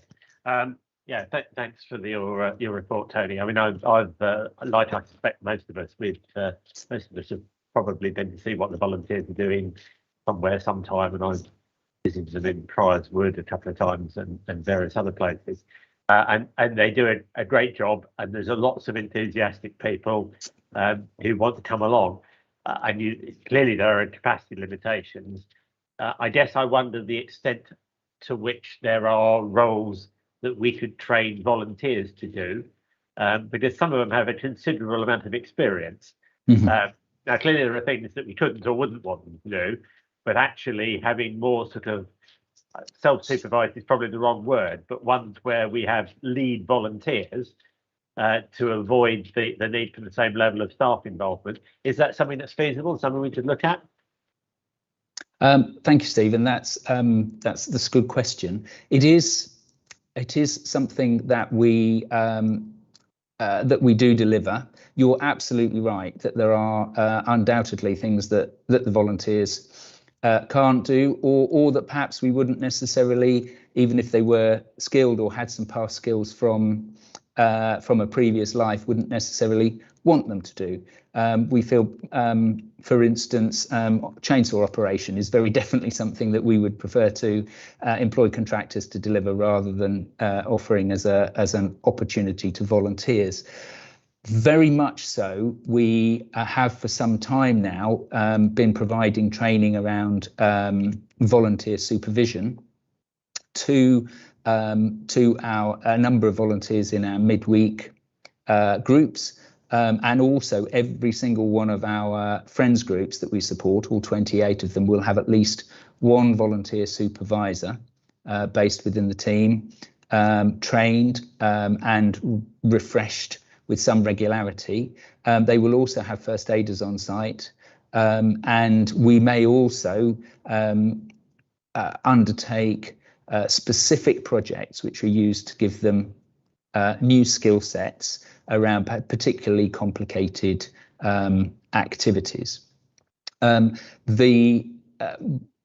We are probably, sorry, I was going to add, in addition to that, we also have within the Health Walk teams, all of the Health Walk leaders work independently with their training, and all of the Health Walks are led by volunteers.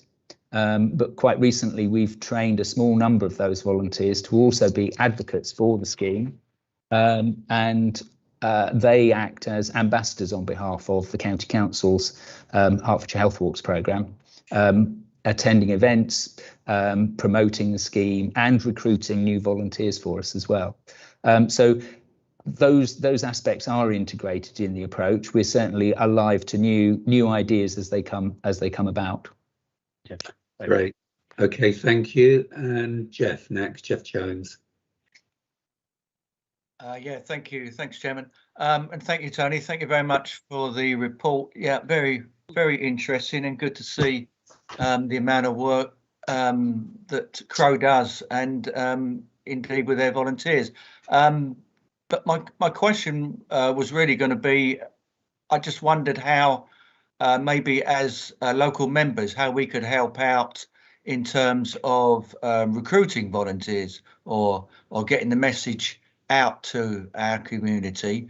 But then, having heard some of the comments, you may not be wanting volunteers. I think you said you had a waiting list, but I know if we did put it out, it would be there'd be a lot of people who would just want to come along as labour, basically, rather than any specific skill, and just to help out in specifically, or probably preferably in an area that they're used to regularly walking. So yeah, I just wondered really, is there anything we can do as members, or should we hold on till perhaps further funding comes along and you have more officers involved?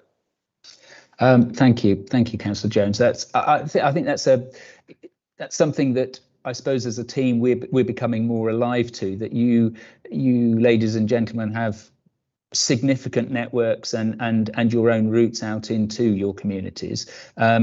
We would certainly want to avail ourselves of those where we can and where it's appropriate. At the moment, around the practical conservation volunteering, it's probably something we would want to hold off on until we're better resource.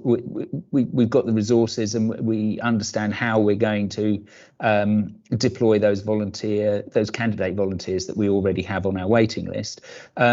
We are speaking to Public Health at the moment. What about the Health Walk volunteers? It won't surprise you that many of those volunteering for leading our Health Walks are in the later stages of their age, and some of those over the COVID period have decided that a year or so on, it's not necessarily something they want to continue doing. It's a very small number, but obviously it depletes the opportunities for leading walks. And so we're talking to Public Health with a view to increasing the number of candidate Health Walk leaders that we have so that we can train those. That will be quite a targeted approach because we'll want to recruit leaders who can lead walks in particular areas. And I really welcome the offer.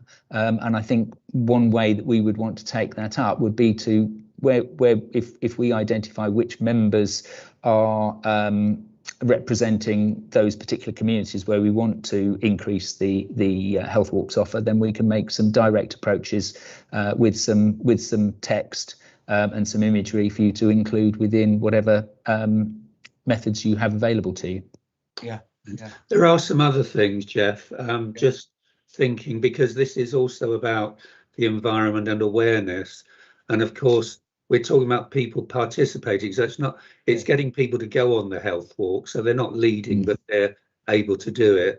And the friends groups, for example, hold events, so there might be bat walks, there might be geocaching, the friends groups might need a treasurer or a secretary. So there are so many elements to which people can participate, but without needing the technical leadership element that would come into rights of way. So I think it's quite broad and we can promote it in that way. Yeah. You agree with that, Tony? Yeah. Yes, Eric, thank you. Okay, thanks. Anything else, Jeff? No, that's fine. That's fine. A very good response. Thanks, Tony. Right, and thanks again. I don't see any more hands. So again, thank you for the good level of discussion. That was excellent. So we're being asked to note and comment. We've commented, so if we note in the chat, please, and then we'll just do that and vote.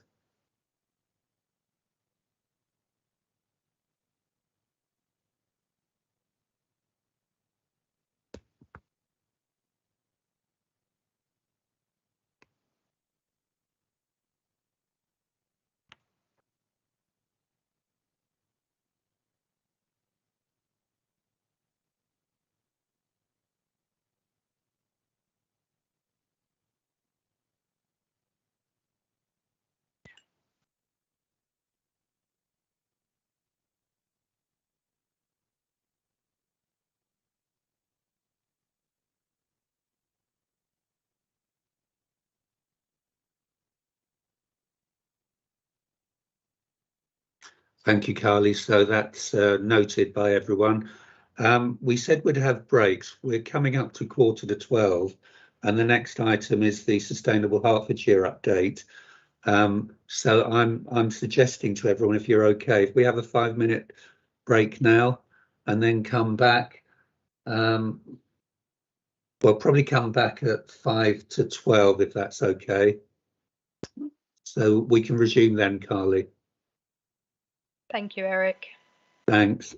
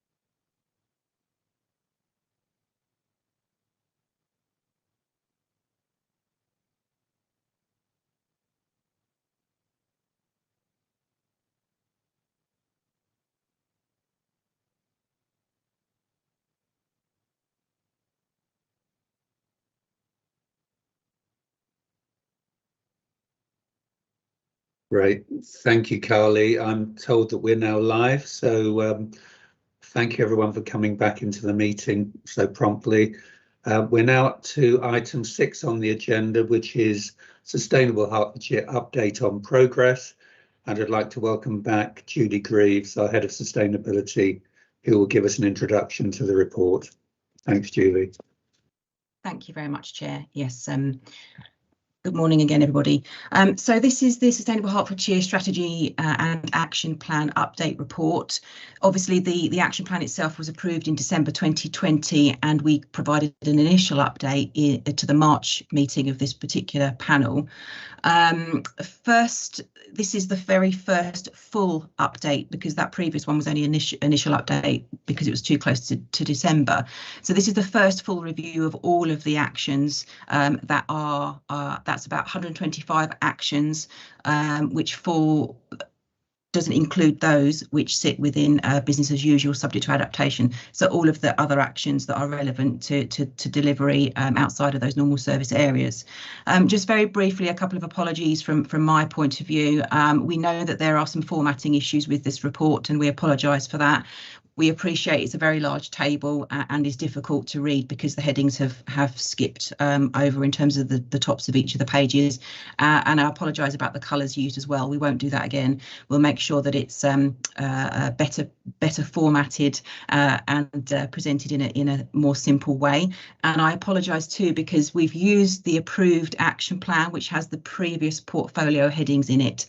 And obviously we've had changes in terms of some of the portfolio headings, so we will make sure that that's updated as well for the next time we give the update.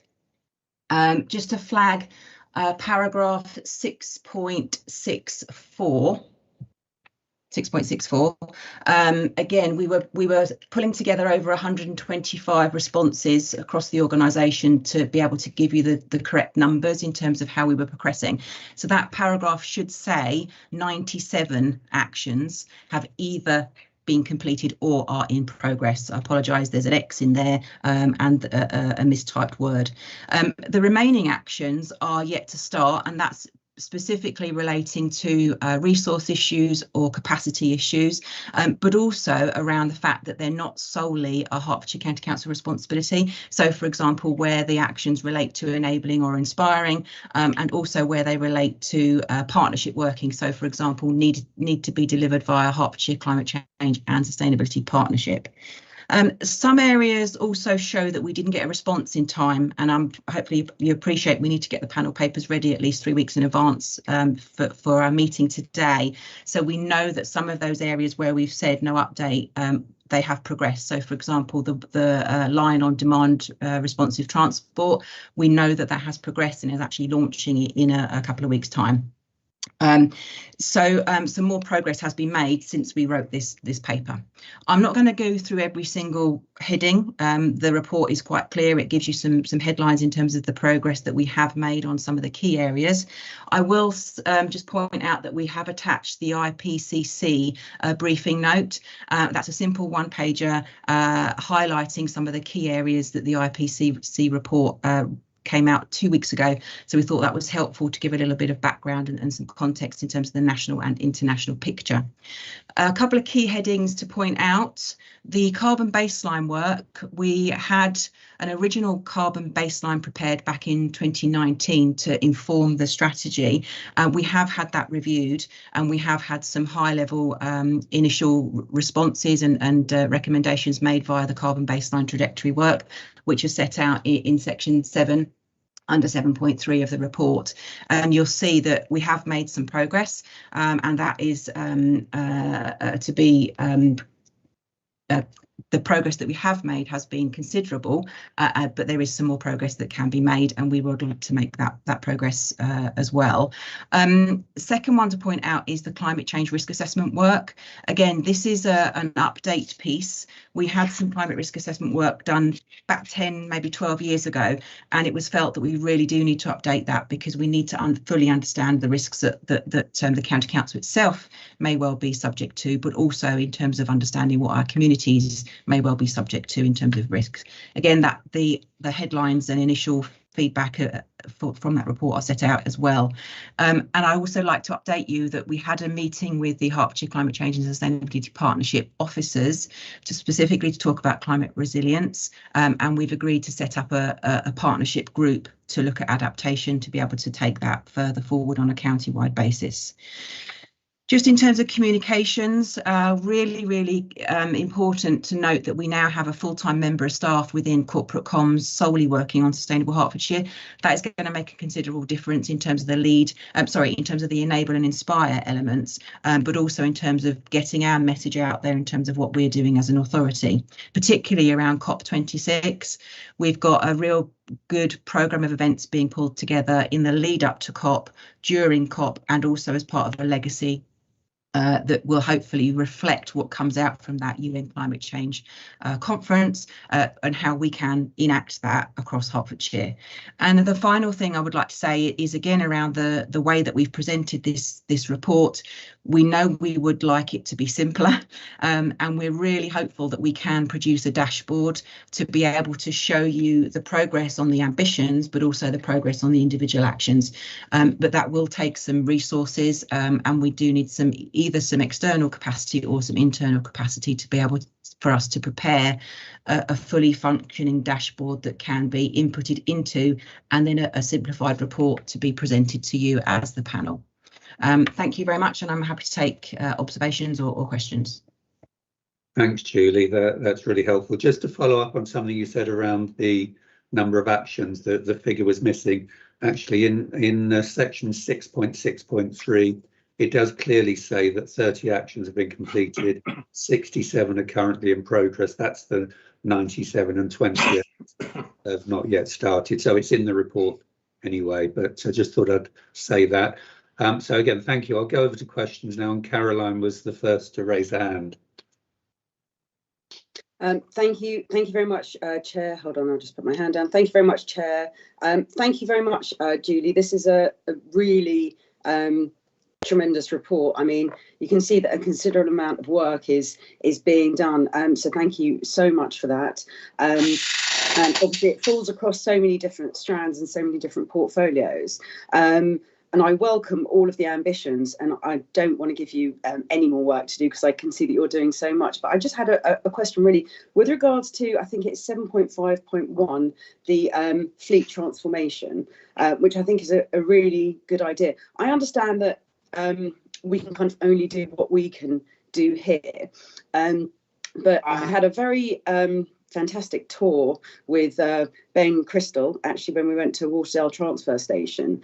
And the one thing that you obviously really notice when you're there is the huge amount of waste vehicles that come in from all of our different authorities all across the county.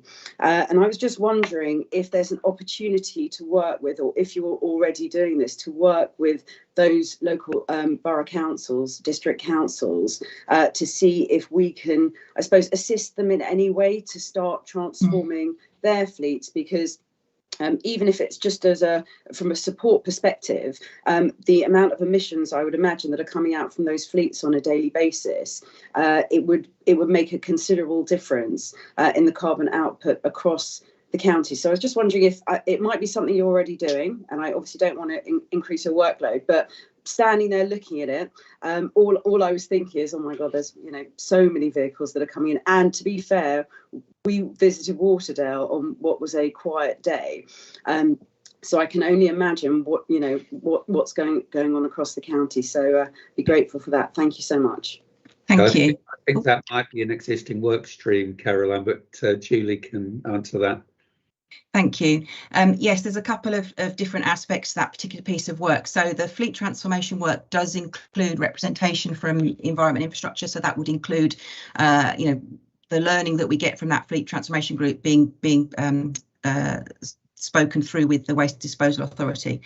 In terms of Waste Disposal Authority themselves, we've just commissioned some baseline work specifically to look at the carbon emissions relating to the Waste Disposal Authority's actions. So that would be coming underneath that particular piece of work. It's looking at the depots, recycling centres and the vehicles used. Obviously, if we're talking about waste collection authorities as well, we'd need to work with Hearts Waste Partnership and make sure we had a combined approach to that particular piece of work. it's certainly something that we've talked very briefly about with Duncan Jones, and happy to explore that further with him in terms of working via the Herts Waste Partnership. There's also the issue of HGVs, and there's a different way where in terms of HGVs not looking at electric but looking at hydrogen, so they're on a slightly different trajectory to electric vehicles, and there's also the concept of using liquid gas, which our community protection fire service engines and appliances have just switched over to. So that's something that we're also trying to explore for the HGV side of things as well. So it is a work stream that we're working on, but I take your point around the extension to waste collection authorities as well. Thanks. Simon, did you want to come in at this point? Yes, just to say, and Chair, I think you're newish to the Herts Waste Partnership, so you may not know this anyway, but it is a bit of a work stream in the Herts Waste Partnership already. We do talk about the vehicles, both contractual procurement of them, but also the technology. So a number of the districts have looked at electric dust carts, refuse vehicles. Few and far between, to be honest. The same with most bigger vehicles. And what Julie said about both hydrogen and also different types of fuel is something that perhaps we can make more gains in more quickly. The districts and the borough councils are also looking at electric for some of their smaller fleet.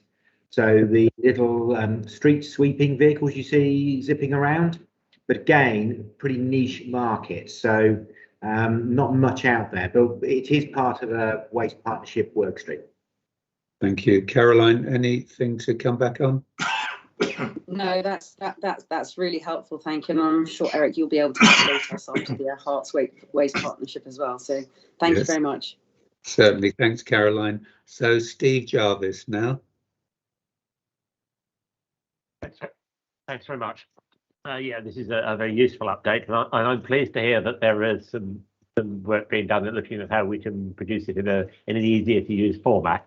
And I'm sure that's not just something that will benefit the panel. You know, we look at it relatively infrequently. There's officers trying to manage these projects on a week-by-week basis, and I'm sure their need for a more effective way to present this is greater than ours. So hopefully there'll be a solution to that before too soon. A few specific comments and questions. I mean, I'm pleased to see that we've got some figures in here about the emissions baseline. In 7.3.2, I wasn't clear whether or not included community schools or whether or not that excluded those. Do you want me to ask all these in one go, or how many have you got, Steve? I think I have got 4 in total. Okay, well, I'll ask them all and then. Okay. So some of them are quite straightforward, like that one. 7.3.5 talks about, and let me make sure I get the wording exactly right, about a more progressive programme for property. So my understanding is that 2 programmes have been suggested. It isn't clear to me which one of those 2 we're proposing to follow, or which one of those 2 is assumed in the carbon outturn figures that are quoted. The third one relates to the, and I've asked questions around this sort of area before, but I'm concerned about how we capture the negative impacts on sustainability that might come out of growth agenda items and how we're offsetting those. And I think that's something that we need to be very clear about, because there will be negative carbon and other impacts from the growth agenda. We need to figure out how we deal with those as part rather than as retrofit later. And then finally, right down in the detail, there's an item called QWCN2, I think it is, that might be QWCNZ, about the council's travel policy. And we're apparently not able to do anything on that. And the thing that concerns me there is that, you know, we've got an opportunity, we've still got lots of people working remotely, we've still got lots of people not travelling to meetings. If we don't deal with that now, if we put it off and get back to a situation where people become accustomed to driving around the county more than they need to, it's going to be much more difficult to unwind that. There's a potential cost saving. You know, the council has money for transformation.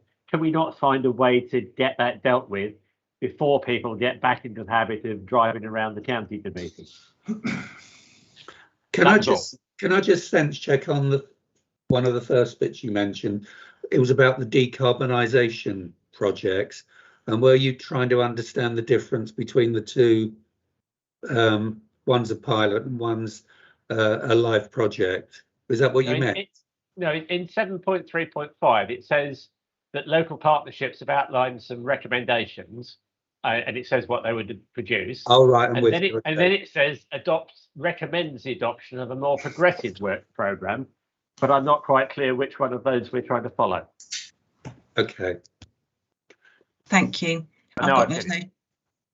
I've got those noted down. Okay, so the first one, the data including community schools. I believe that it does, but I want to double check that, and I will get back to you on that point, Councillor Jarvis. That's not a problem. I'll make sure that I've told you to correct there. In terms of the more progressive, yeah, that the phraseology isn't terribly helpful. The recommendations, or the initial draft recommendations that have come out from the baseline work, are saying that we have made progress. We are making progress. We've got the PSDS funding, which has helped us considerably in making progress, but that only takes us a certain way, and therefore we need to make sure that we are accelerating the progress that we've made to be able to reach the 2030 date. So probably that phraseology isn't terribly helpful. We want to focus on the whole of the HCC estate to be able to decarbonise it, excuse me, by 2030, if not before. So I appreciate that language isn't helpful, but it is about focusing on the whole property portfolio. In terms of the growth agenda, we are working closely with the Hertfordshire Growth Board in terms of inputting into the pattern book or the design guide, whichever phraseology it may be titled. But there's also obviously implications in terms of the planning system and how individual local plan policies are and how robust they are in terms of climate change, resilience, mitigation and adaptation. The new NPPF was released a couple of weeks ago, and it does specifically now mention the sustainable UN Sustainable Development Goals, which is a significant achievement. So new development will need to adhere to the SDGs, which is really good. So we are working with HIP and their subgroups, so Herts Planning Group, via the development plan subgroups as well. So we do have some feed into the Growth Board and also the planning partnerships and their subgroups as well in terms of climate change policy, and obviously lobbying government to improve the NPPF and the planning reforms that come through to properly focus on climate change. And we're hopeful that the planning reforms actually they should coincide with the Environment Bill, because a lot of the stuff that's coming out from the Environment Bill will have an implication on the planning system, so they should be coming out at the same time. And then in terms of the travel policy, I thank you very much for raising that. We've asked for somebody from HR to sit on the fleet subgroup, because we know we want to expand that, not just to look at the changing in types of vehicles, but also to look at our habits and our travel that our staff and members do. So we have pulled somebody in from HR to sit on that fleet subgroup, and we've also been inputting into the new ways of working guides that have been recently published county-wide and also for directorates. And actually, we're focusing on zero travel. So, for example, setting out your options. If you're invited to a conference, do you actually have to go to it? Are there other options that you can look at? And meetings like this, you know, do you have to travel in to go to the meeting, or can you do it online? So that's something that's definitely part of our ways of working work stream as well. Okay, so the report is perhaps a bit pessimistic in what it says is happening in that area. We obviously need to update the action the action words. I'm sure we can deal with that, Steve. Yeah. Okay, thanks. Yeah, I think the other thing on growth, of course, is some of the larger growth programs across the county will be over such a large number of years. And I think part of the challenge also is getting developers to go beyond whatever the current building standards are. So that is a dialogue that the districts and boroughs need to have as well as changes to the NPPF and environment. But the county council needs to consider its own role as well as that of the planning system in areas like transport, for example. Yeah. Okay, thank you, Steve. Graham now. Yeah, thank you, Chair. Julie, thank you for the report. Very comprehensive and so much going on in the background. On 7.14, the Go Paperless campaign, you talk about our workforce and how you're going to be streamlining. Well, I'm wondering if you can expand on what's actually happening here. Because with the COVID-19 and the members, I don't think it mentions members in there, that there must have been a substantial saving already and good progress towards the paperless society. I'm just wondering what this is actually saying and how you're moving forward. Does it include members as well? Yes, it does. Yes, and the Go Paperless work stream has actually been going for quite a couple of years now, a number of years now. So COVID has made a massive impact in terms of printing, but Go Paperless is beyond that. It's about all the files and documents that we have still sitting in paper form at all of our office locations. So it's broader than just stopping printing. It's much more around there's the hybrid mail system, for example, and also the scanning project to scan old files so that they're electronic and saved on a cloud rather than physical, which obviously will help in terms of storage space and potential rationalization. So it goes much wider than just saying no to printing, but it has made considerable progress, and it's something that we're part of the Go Paperless subgroup as well, so we're feeding into that particular piece of work. It's good. It sounds a very substantial piece of work, that one. Can I just say that I used to work for Xerox. Believe it or not, they were the organisation that coined the phrase the paperless office back in the 1970s, and it never happened. But I think technology now allows that to come about. Okay, that's good. Thank you very much for that, Julie. Thank you. Thank you. Ben now.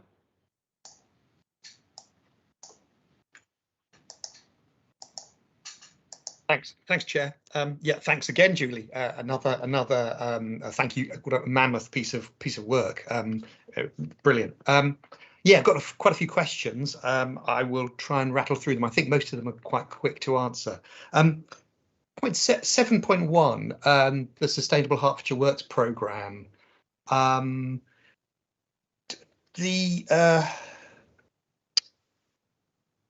there's a need for further resourcing. Recognise that increasing consistent long-term resourcing must be provided.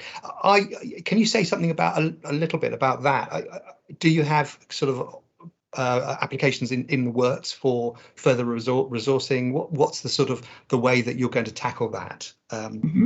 Shall I just run through my other questions? Another question is the local partnership report available? It may have been sent out, and if it has been, I apologise. I think that would be interesting. 743. This is the Works programme, public sector decarbonisation scheme. So the Works programme starting September 2020 through to March next year.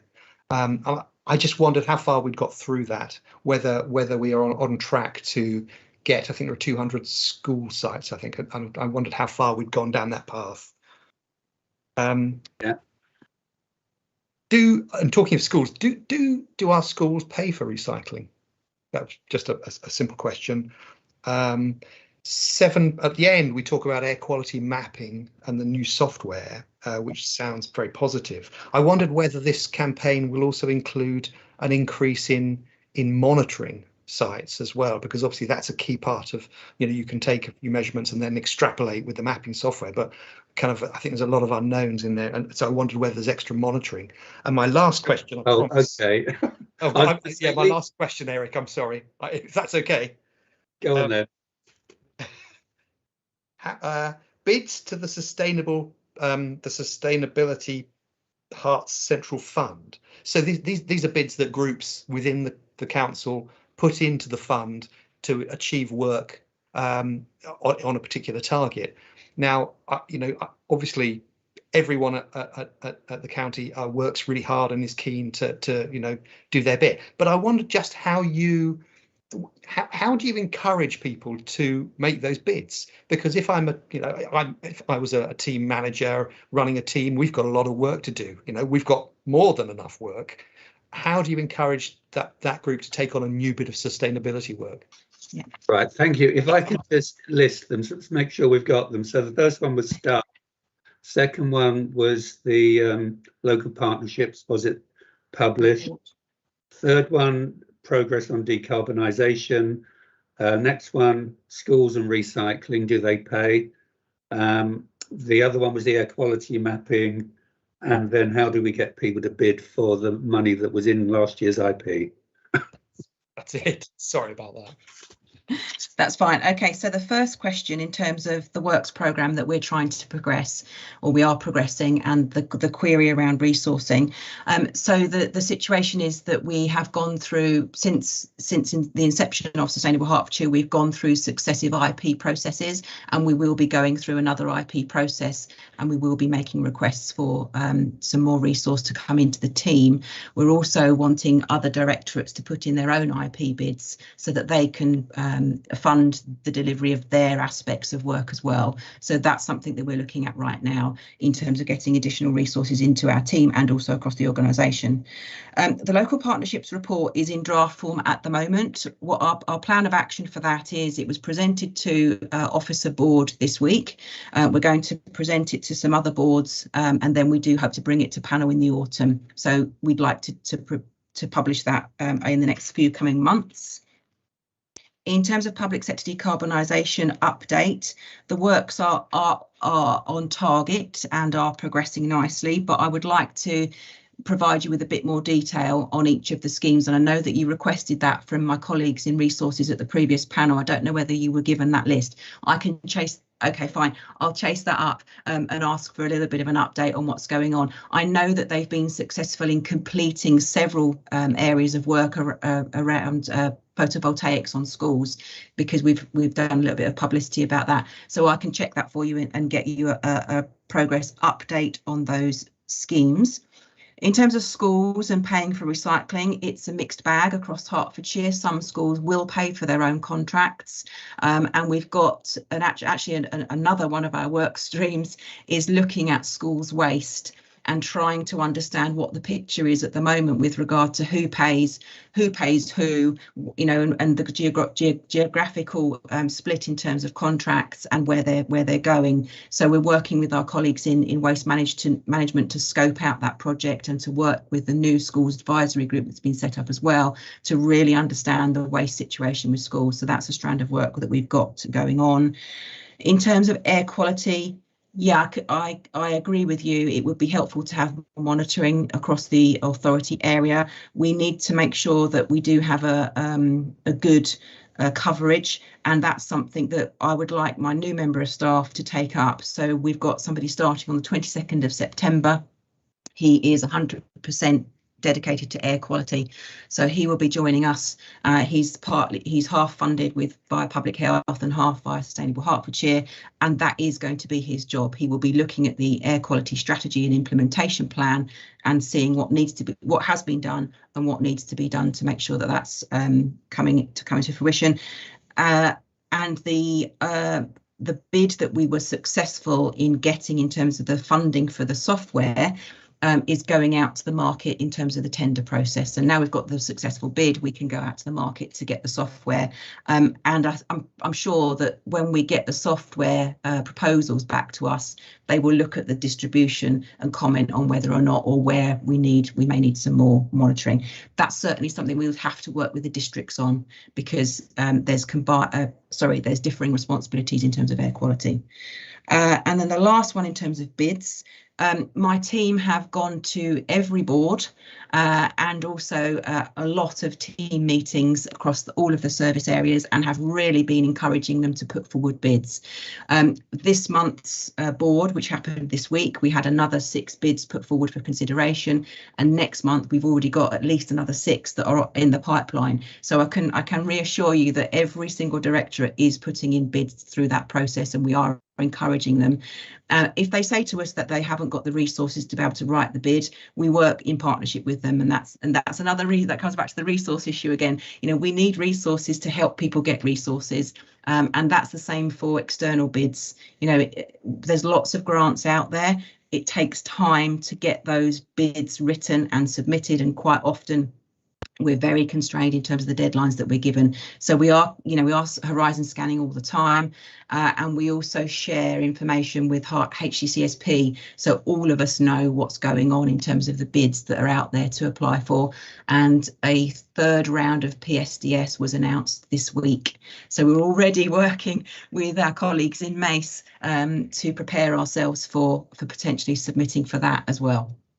And I think part of the filtering process, Julie, if I picked up from what you sent me the other day, is that there may be some that apply, but actually are more appropriate to go through the IP process. Absolutely, yes. So that in terms of the bids, yes. In terms of the bids that come through. And I guess the mapping, a lot of that seems to be around encouraging behaviour change. So once you're able to identify where the hotspots are, you can then maybe have a local task force that looks into how that can be addressed. Yeah. Sorry, Chair, I don't know if Simon wanted to come in on anything that I've said on that particular issue. Only to add to what you said about the resourcing issue, because it came up on the previous item as well, didn't it? So it's just to remind members, of course, we're right at the beginning of the integrated plan process for 22-23. A number of teams, I know that, will be putting in bids. Julie's one of them for additional resources. We're all very busy. You will be well aware, as members of and the panel, that's a prioritisation process. So, you know, we will put in the bids. Where that ends up in the next 6 months is a completely different matter. But yes, we will be going through the IP process for a lot of the bids. And the other one I was just going to mention, Chairman, which you actually picked up yourself, there will be times that the better process, putting in bids for sustainability work generally, will be through the IP process, not through Julie's bidding process. Okay, thank you. Thanks, Simon. So you're okay. Let's go to Adrian.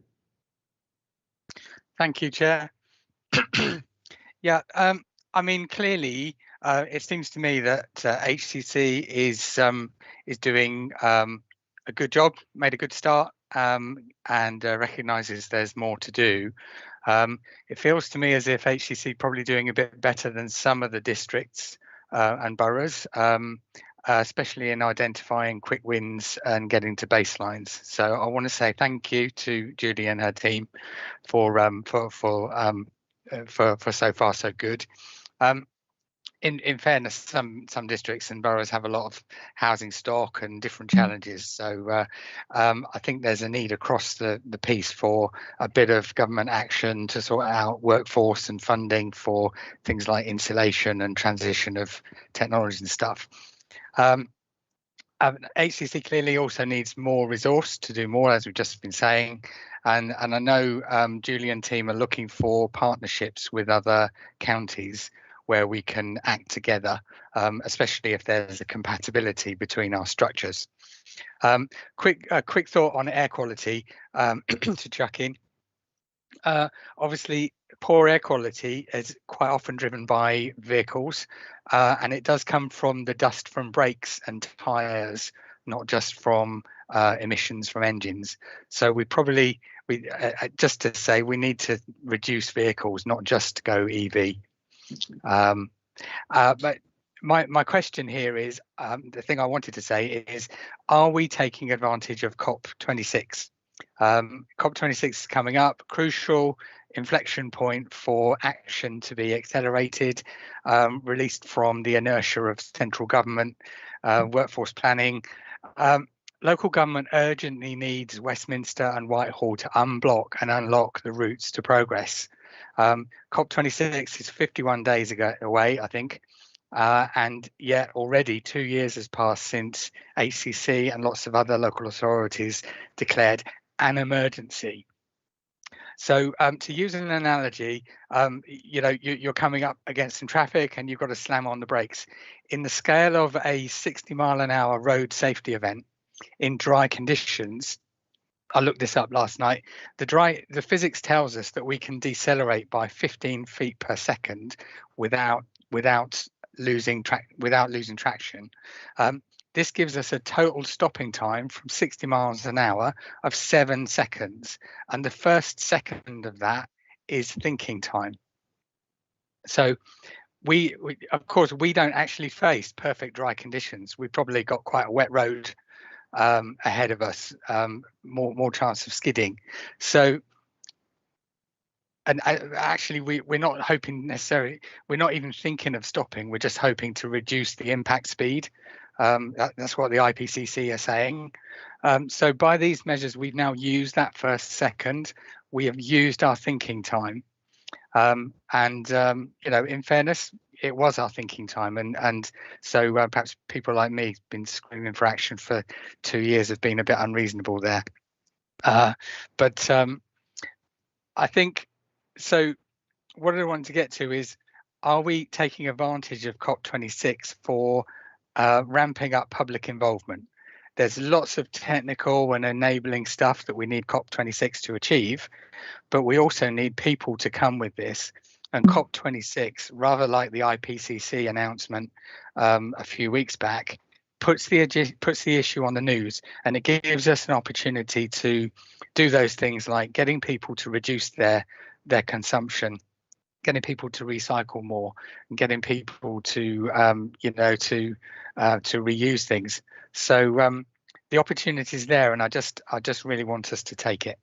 Can I just cut in before Julie answers that, because I'm also involved in a local group that's planning some local events for COP26, and I think really our intention is to try and liaise with some of those and encourage more of that, and also share good practice across the county, because you're right, Adrian, it's around getting everybody engaged and aware, and the more we can, it's not just a county council role, it's all of us as local members, but also the role that we play within our communities.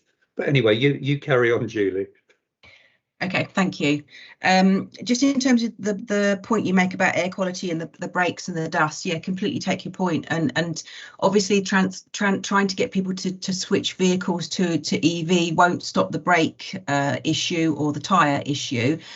But even more than that, we want to get people out of their cars totally and look for active travel or zero travel. So that's part of the conversation regarding cars. Okay, COP26. There is a lot going on around COP26, and you're right, we're getting very close to when it's going to be kicking off in Glasgow. We've got a dedicated member of staff focusing solely on COP26 and community engagement activities. She came across to us from property colleagues, and she's got a long history of working with the community sector, private voluntary independent sector, and specifically around community engagement. So we're really pleased to have her on board.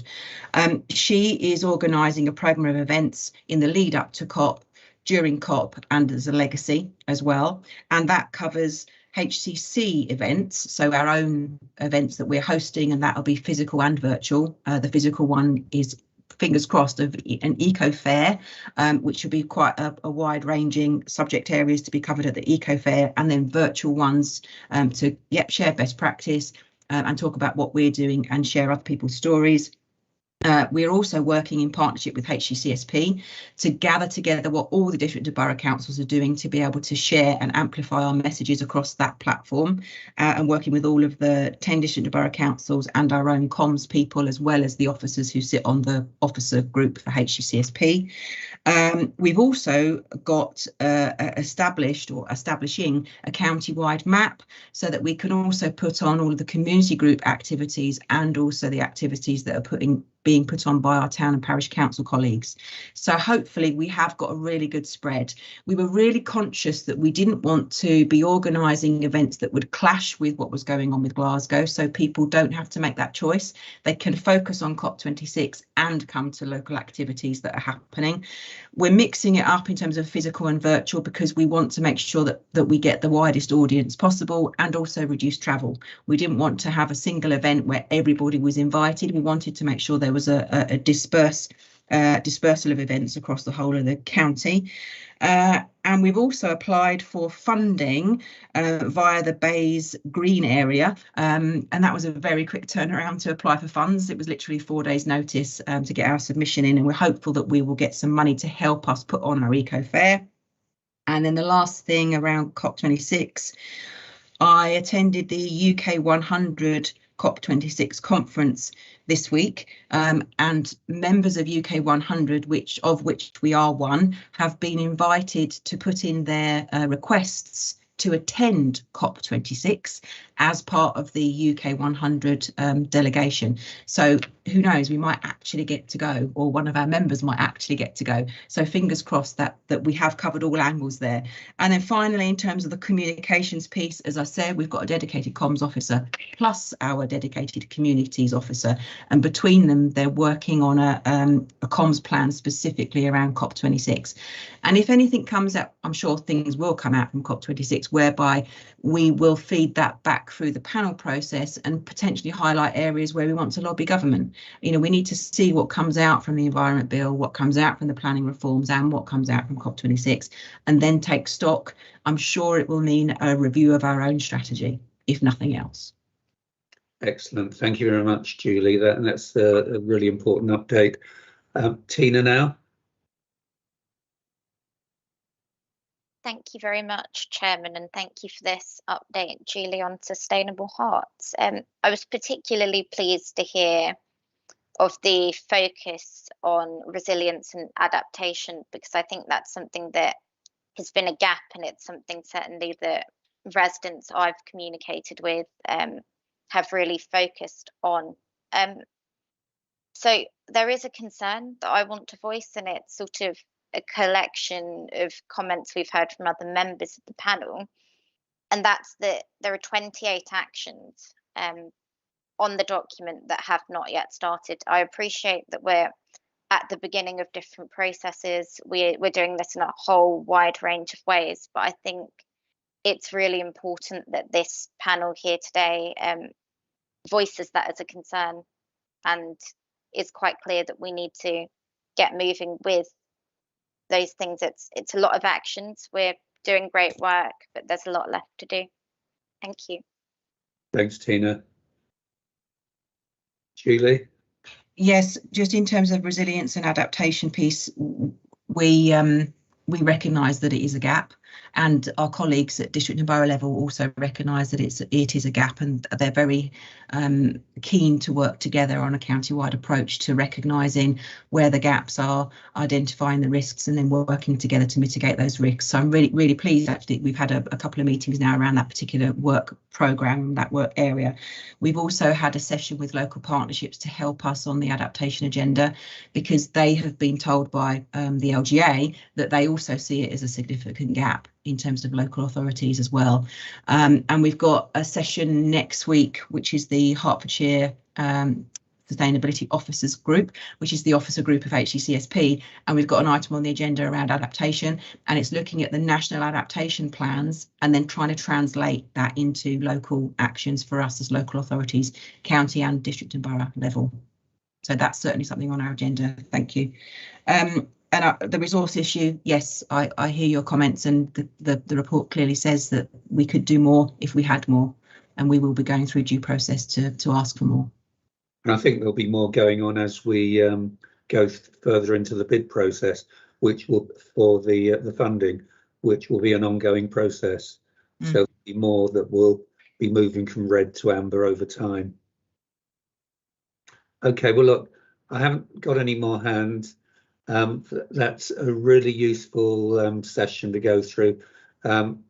I guess what it's all we're focused on, isn't it? The sustainability update, which is why I wanted the break beforehand, so we weren't rushing anything through. So if I could ask you to then note the content of the report in chat, please.